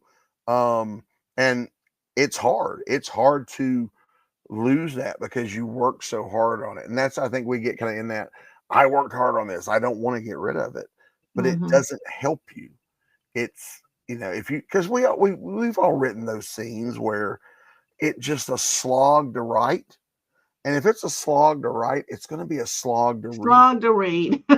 And if you're boring yourself, or you're going, oh, I wish this chapter would get over with. You're right. Your reader's going to feel that too. It's got to Yeah. go. It's got to Yeah. go, or it's got to be retooled. Sometimes characters are like that. We talked about that earlier. There are characters that sometimes it's time for you to go. May not have been my plan, but this story will serve better if you're not here anymore.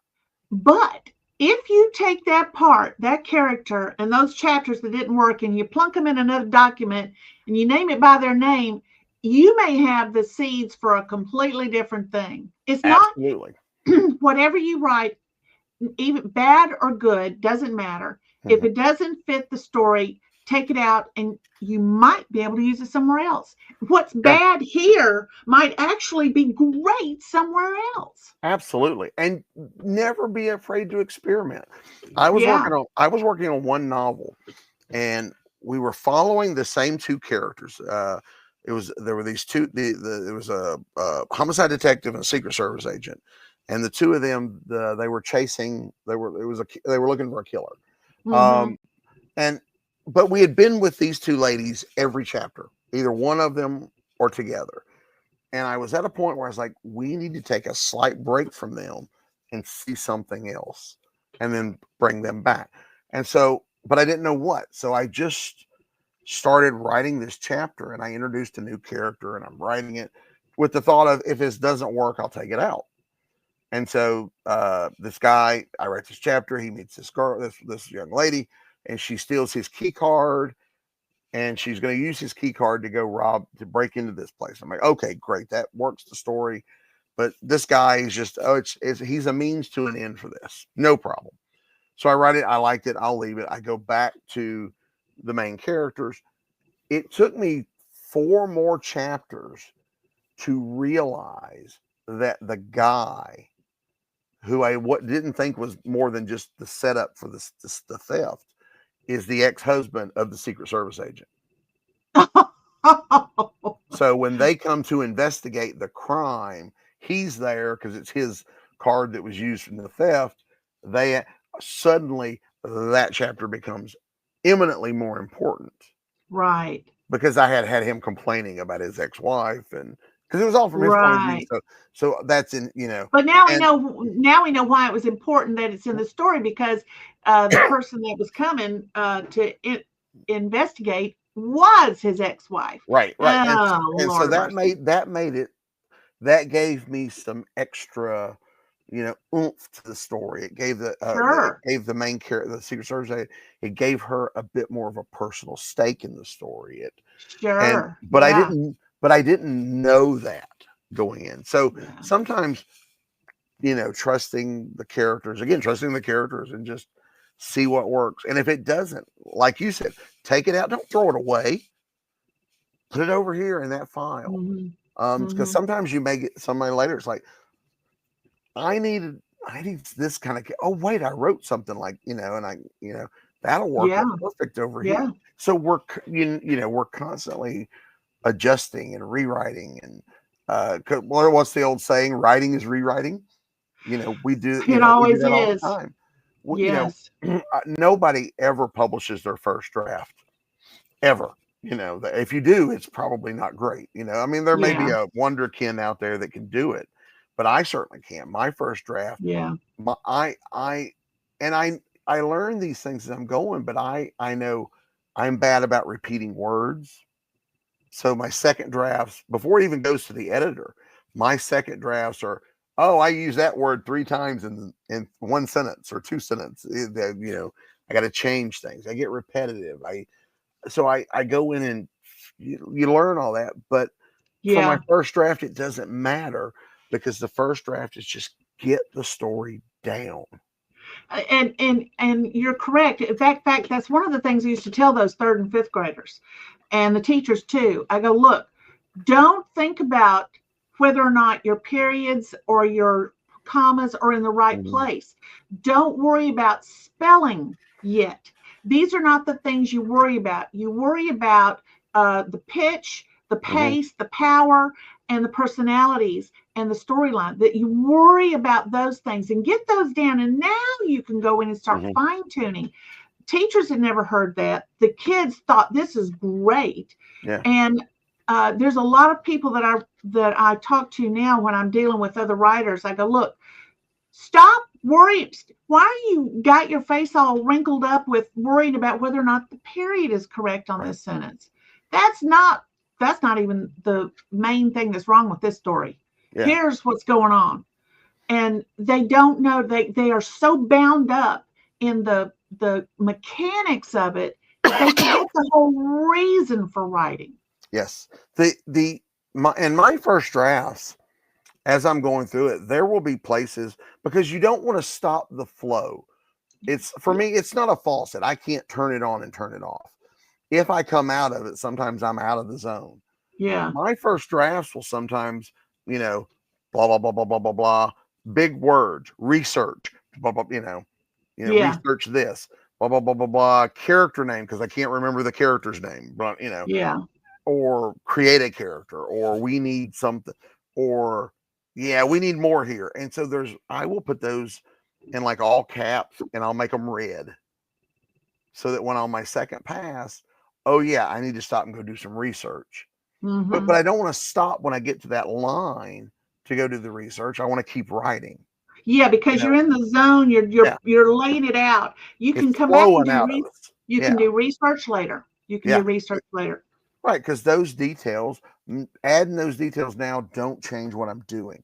And while the characters are talking, I do, when I have a big conversation, I'll go and I'll just write the conversation. I can go back and add details of what they're doing later. Don't Mm-hmm. stop to go, I'm just, he decided to go sit down or he walked across. I can add that later. Let's get the conversation Even going. if it's needed, even if Right. it's needed, Yeah. because you never know. Because sometimes conversations you need to let them just fly, Let them flow. Don't stop them. and Listen. other times you need to let it stop for a minute and let everybody just kind of breathe. Yeah. There's all kinds of things to do, and I really love talking to a writer who gets it, Yeah. and And and it's hard won knowledge too. it is hard won knowledge. Exactly. My first novel that I ever wrote is a great idea. Great idea. I know it'll work. I just can't write it. I threw the whole thing away. I mean, literally. I had printed it out.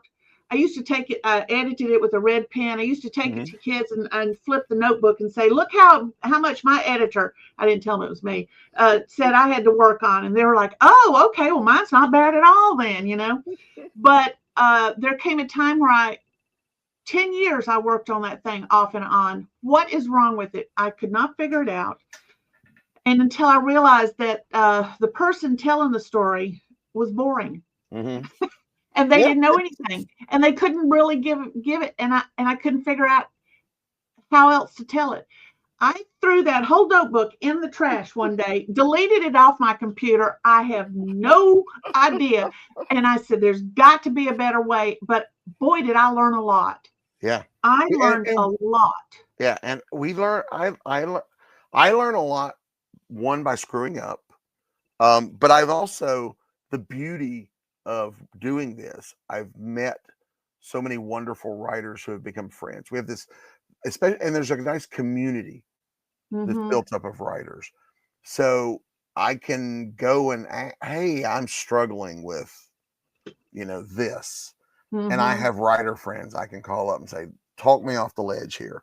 Whereas if I go tell someone like my dad, who is not a writer, and he goes, Uh-huh. you know, so you're the Yes. writer, make them do what you want. It doesn't work, but you can go talk to people who understand not only the Right. problems, but the successes. Because sometimes as a writer, we'll have successes that to people who are not don't sound like successes. I Mm-hmm. finished a novel to writers. Oh my God, that's a big deal. To people who are not, they're like, so you've written 12 other ones, so but the community understands, and Yes. it gives you people to talk to with a similar frame of reference. It also you get cheerleaders. We're cheerleading each other on. You know, oh my God, my friend's book is out. You should read so and so's book. Or we're doing stuff like that. We're having fun on interviews like this or panels or Uh-huh. it's just it's someone else to talk to who has a similar experience. We have Right. this thing in common. We and we know the shorthand. We know I don't have to explain what character arcs are to other writers. I can just go like my characters just stop talking to me and everybody's like, I understand. I understand. Whereas Yeah. regular people are like, what? Are your character stuff? It's so it community has been a big, and it was one of the things I didn't expect when I started. The fact that It there's did such a did you not expect it because you thought it would never happen to you, or did you not expect it because you didn't know it existed? mostly the second. There's a there is a part. I mean, it took a while to that imposter syndrome thing. It's very real. Oh, it's And very and real. and in the early days, I remember when because I started to publish with comics, so I was doing some conventions with my comics. But when I wrote my first novel, I remember I sold Evil Ways. Well, I got the contract, and it was a week before Dragon Con in 2004. So I went to Dragon Con because I was a guest with the comics, but I went to all these authors and I was asking questions like I got my first novel contract, and there were quite a number of helpful authors there who would give me some advice, but there were several who were just like, go away, kid, you know you bug me. Why? I had one guy actually say, "Why should I help you? You're my competition." And Mm. but that also impacted me because I was like, okay, I never want to be that. Mm-hmm. If anybody ever asks me questions, I will answer them. Now the answer may be I don't know, but I made that a point at that moment. 2004 Labor Day 2004. I decided I will answer any questions anyone asks. But so my book came out, and it came out a week before the convention the next year. So I'm so thrilled, and it turned out it was a horrible publisher. And several of these guys that had not given me advice the year before, that year are going, yeah, you shouldn't have signed with that company. And it's like, where was that information last year? But it turned out to be a horrible, horrible publishing company that thankfully isn't around anymore. Mm-hmm. But I had a book in my hand, and I decided that's your resume. I tell people this all the time. Your books are your resume. And Mm-hmm. if you go up to a publisher or an editor, and also do it yourself to print on, that wasn't really a thing yet. Yeah. You could do it, but your books would be like $30. It was not what it is today. And Yeah. so my goal was find publishers to hire me or who will pick up my book. And when you go and talk to publishers or editors and you say, hi, I'm Bobby, I'm a writer. Oh, what have you written? And you go, oh, I'm working on my first novel. You can literally see the glaze go up over their eyes because they've heard that Yeah. thousands of times. However, if you get a visual aid here. However, if you go up and say, hi, I'm Bobby, I'm a writer. Oh, what have you written? Oh, I wrote this book. And you put a book in their hands. You've bought them in it because now they're Mm-hmm. listening. And you hand somebody a book, the first thing they're going to do is they're going to look at the cover. They're going to look at the back cover. They're going to open it up. They're going to look at, you've bought yourself a minute because, and one publisher told me one of the best thing, talent and all that is important. But one of the things publishers look for, are you going to finish something? And if you've got a book to show them, that tells them you finish your projects. Mm-hmm. That is a big bonus because there are a lot of people that get their shot. Yes, we love your sample chapters. Send us the book. And then they choke Mm-hmm. because it happens. And It there are does. a lot of people that don't finish.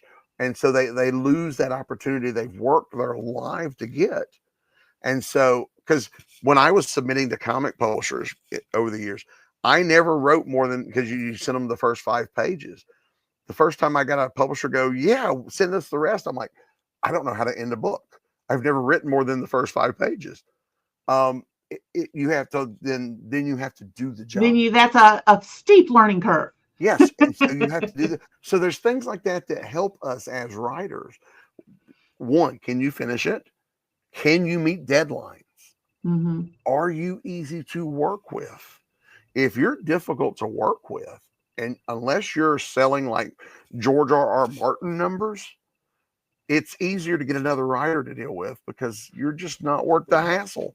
Yeah. Your stuff might be good and great even, but if you're that difficult, you don't want, I never want to like approach a publisher or an editor and they go, oh, Bobby, I don't want to be that, I don't Yeah. want to be that guy because sometimes you're just not worth the effort that you make them go through. And so you can Mm-hmm. lose out on opportunities.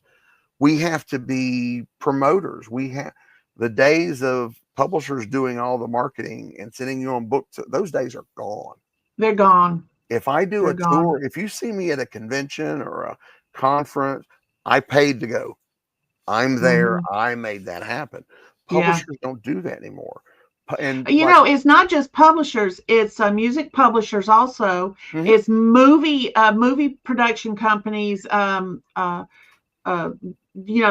big names and that sort of thing. All of them, Mhm.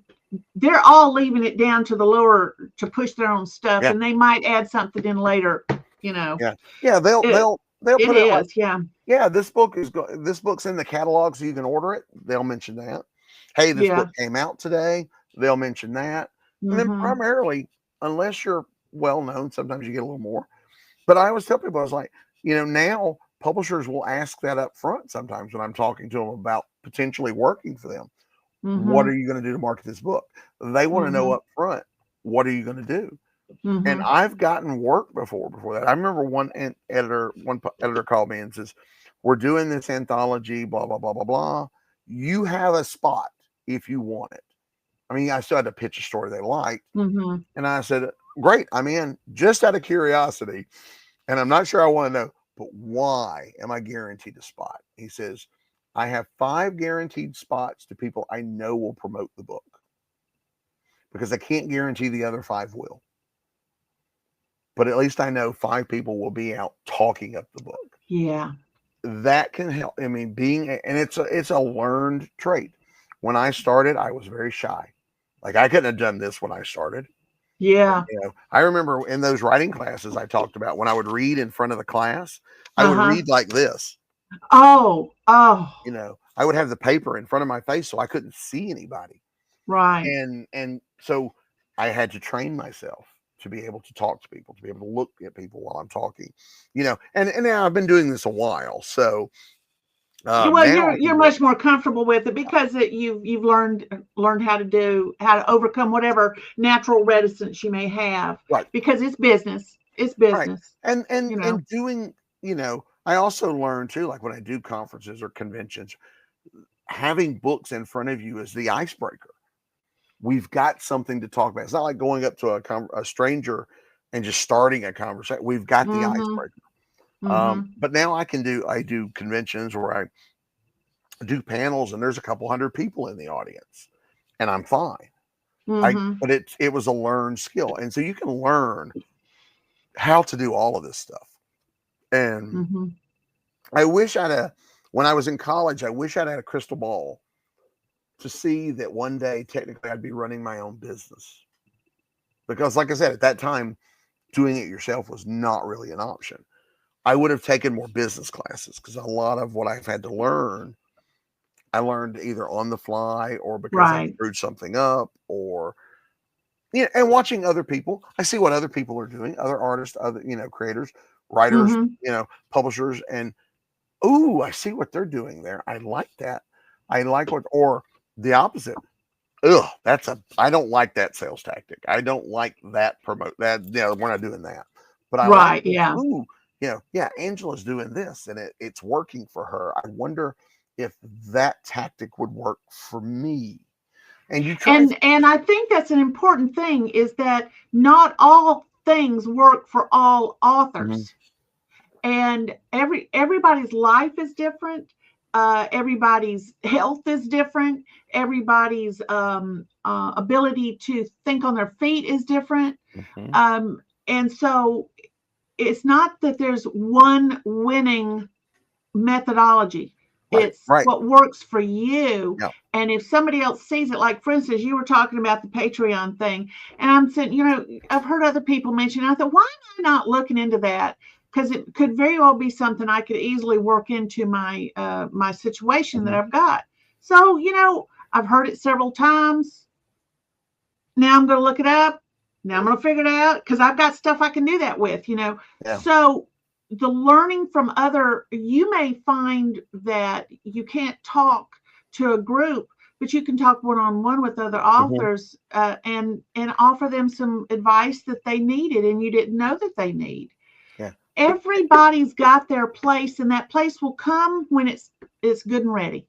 You know. Plus, you do this once you've been in it a while. Mm-hmm. Like a lot of the stories I've told here, I've told before. You Of know, course, yeah. you have, because when you do interviews, there's certain questions you're going to get asked all the time.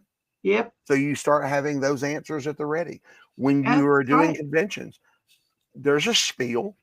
I mean, Mm-hmm. I still talk one on one to people, but the opening, hi, come check out my, blah blah blah. Mm-hmm. We learn, and we have stuff in our stories at the ready that fit. Mm-hmm. So there's a lot of that, but that's all from the learning and the doing and the The watching how learning and the doing, exactly. I would watch early in my career when I was doing conventions as a comic creator. I would watch other creators and I would at conventions, and I would go, okay, I really admire these people. I'm going to watch them. Mm-hmm. And I would see how they would interact with, and this was before I had fans, which is still Mm-hmm. a weird thing to know that I have fans. It's just, but before I had fans, I would see how they interacted with their fans. Right. And I was like, okay, because, okay, I love that creator's work. I'm a big fan. I respect that creator. Why do I respect that creator? And I would watch Mm-hmm. them. I see what they're doing. I see how they treat people. I see how they're, I see how Mm-hmm. they're acting. They're, you know, some of the greatest, and I won't name drop or anything here, but some of the greatest is I've met some people that when you go up and you talk to them at a convention, just as a fan, where for that 2 or 3 minutes, they treat you like you're the only person in the room. You have their undivided attention, and you're able to talk for a few minutes. And I love that one-on-one, Mm-hmm. because people come up, they come look at my books, I let them look at, give the, and we talk, and I was like, I'll tell you about any of them, and they'll ask questions, and then we can talk.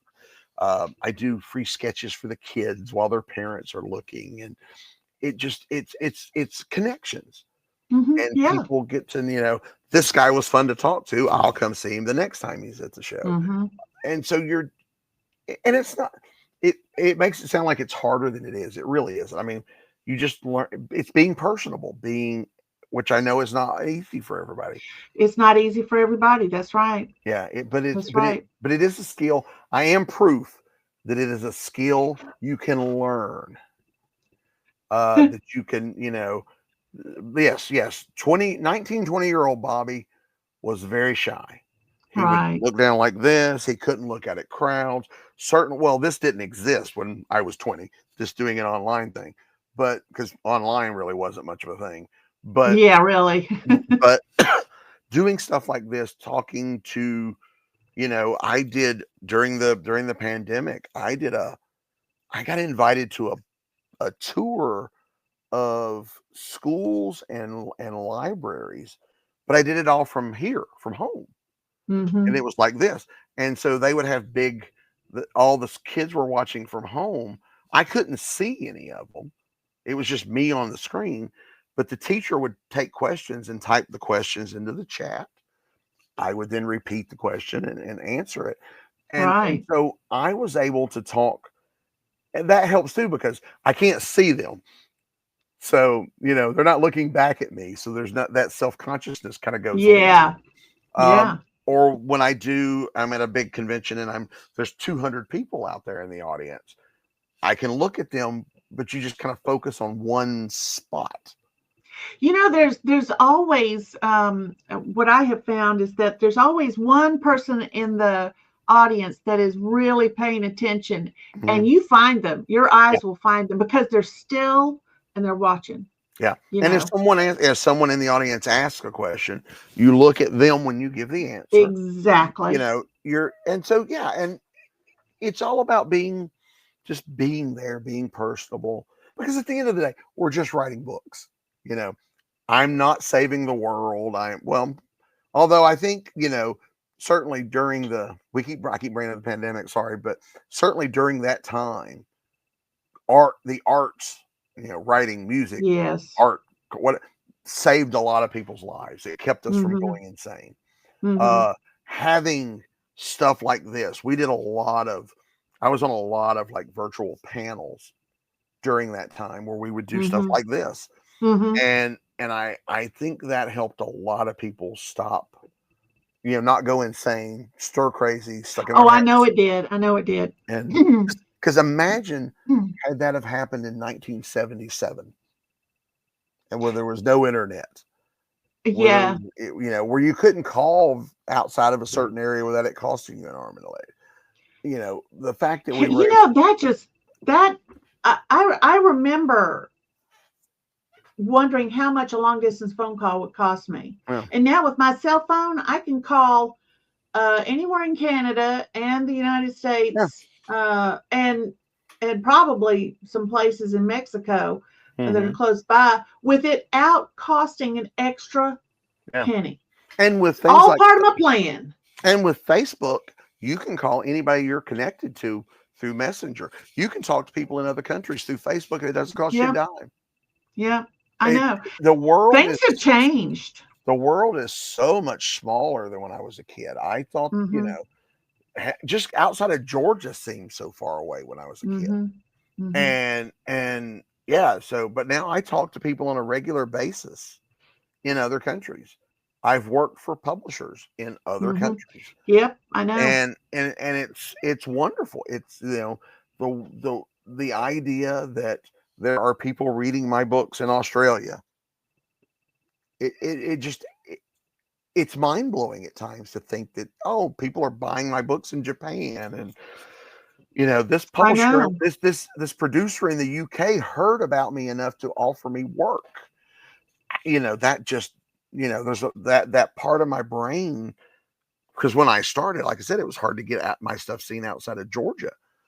It's amazing, and you realize it can overwhelm you a bit. Yeah. And that's also where the community helps. Mm-hmm. I can talk to other people that are like, when I first got fan mail, when I started getting that, it freaked me out a little bit. But I Mm-hmm. could go to other writers I knew and say, look, and I could so those are things that are wonderful. So, or Sure. people you read growing up who now treat you like a peer. Those are just the coolest.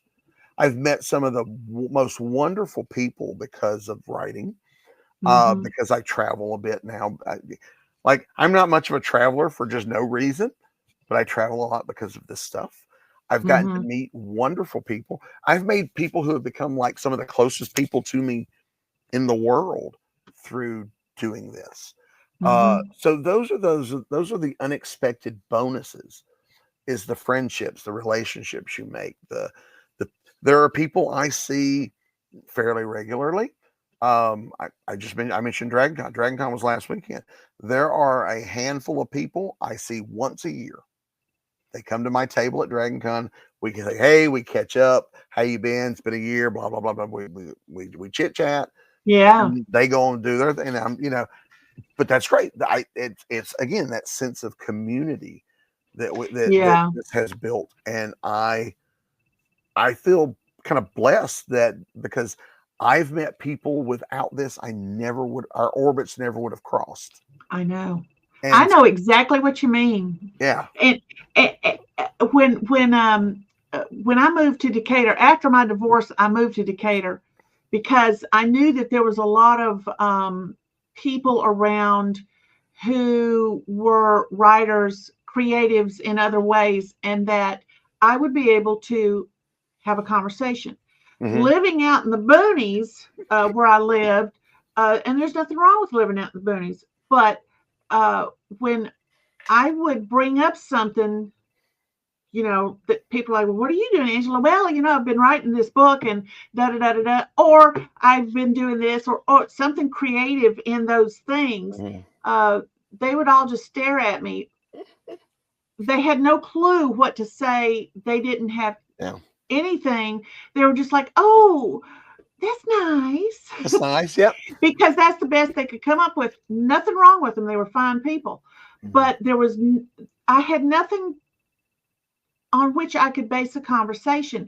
So Right. when you get into that community of someone, it's like you said earlier, you didn't have to explain Right. about the mechanics of it because that was understood. Now you talk about the deeper parts of Mm-hmm. this story that you're working on, and there would be somebody giving you feedback that had walked a mile in them shoes Right. and already had something else that they tried. That is so important. It is very important, and I've just I I love talking with people, Mm-hmm. along those lines. Well, Now, even to this, I mean, what we're doing, it's because someone told you, hey, you should talk to Bobby. that's I right, love that. I meet more people that way doing, you right. know, or like we're at a convention or something, and two writer friends of mine, I was like, do you guys know each? We're constantly introducing each other, or Right. we're sharing information. Hey, this book's looking for contributors. You would be perfect for it. Or, Mm-hmm. hey, did you know this event's coming up, going to be in our area? You Mm-hmm. might be a good fit for. So we're constantly not doing stuff like that together, and you see some of the same people, and some of us will travel together to cut down expenses, or yeah, it's a Sure. wonderful Yeah. community Yeah. of people together. So I love it. That's been a big bonus to doing all this, is this wonderful group of people that I've gotten to know. And yeah, it just yeah, that's a bonus I never saw coming. And I know that there's others that feel the same way about having met you. Oh, Uh, well, listen, I'm going to tell you something that you're not going to believe. This We've been talking for 2 hours and 6 minutes. Can you believe that? well, I've been known to ramble. Well, My record for one of these. I was uh-huh, a buddy of mine did a live show, and uh-huh. they would take questions from the audience in the chat. And he goes, "How long will you want to go for?" I said, "As long as they're asking questions, I'll stay." 5 hours later, he goes, "I think we Oh, should stop." oh, We oh. did 5 hours. So then we stopped, and then he and I talked for another hour after, once we were done. And we're like, it's like 2 a.m. We should probably stop. We So yes, really I can need to ramble. get, yes, Yeah, I yes. can go. I can, yeah, I was invited on one podcast, I remember, and the other guest had to cancel. And the host is going, "I'm so sorry, Bobby. I don't know what we're gonna do." I was like, "Dude, I can handle an hour. I'm good." Oh, is it only going to be an hour? Yeah, I can, You don't need that yeah, other person. yeah. I did an interview a couple weeks ago, and he's like, "We're gonna do 20 minutes," and I'm like, "Glad you told me." So I can keep my answers short and sweet. Gotcha. So, but yes, I like to talk. So, Yes, and and normally I'm not this croaky voiced as I am right now, but well, you did have 5 days of Dragon Con yeah. doing this, so And yeah. plus I had a sinus infection last week, so I went into it croaky. Oh, So I'm stunned I'm still able to talk. So yeah, it's that's a minor miracle. it's a But minor miracle. I um, understand that totally. Well, listen, you and I already know you and I could keep on going, but I do want this to be kind of where people can sit down and not have to sit down for 5 hours straight. So we yeah. got 2 hours and 7 minutes, and I'm going to end this a certain way. First of all, let me just tell you that there's going to come a point I'm going to take you off the stage, but you are to stay there because I will come back to you Okay. to close it out. But I'm going to end it this way.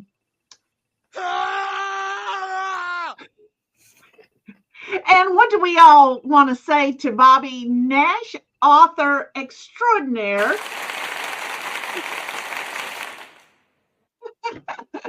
So hang tight, and I'll be right back with you, okay? Well, everybody, that was Bobby Nash. And I know he and my God, if we were sitting over a cup of coffee, it would go on and on and on and on. And we would both have a ball.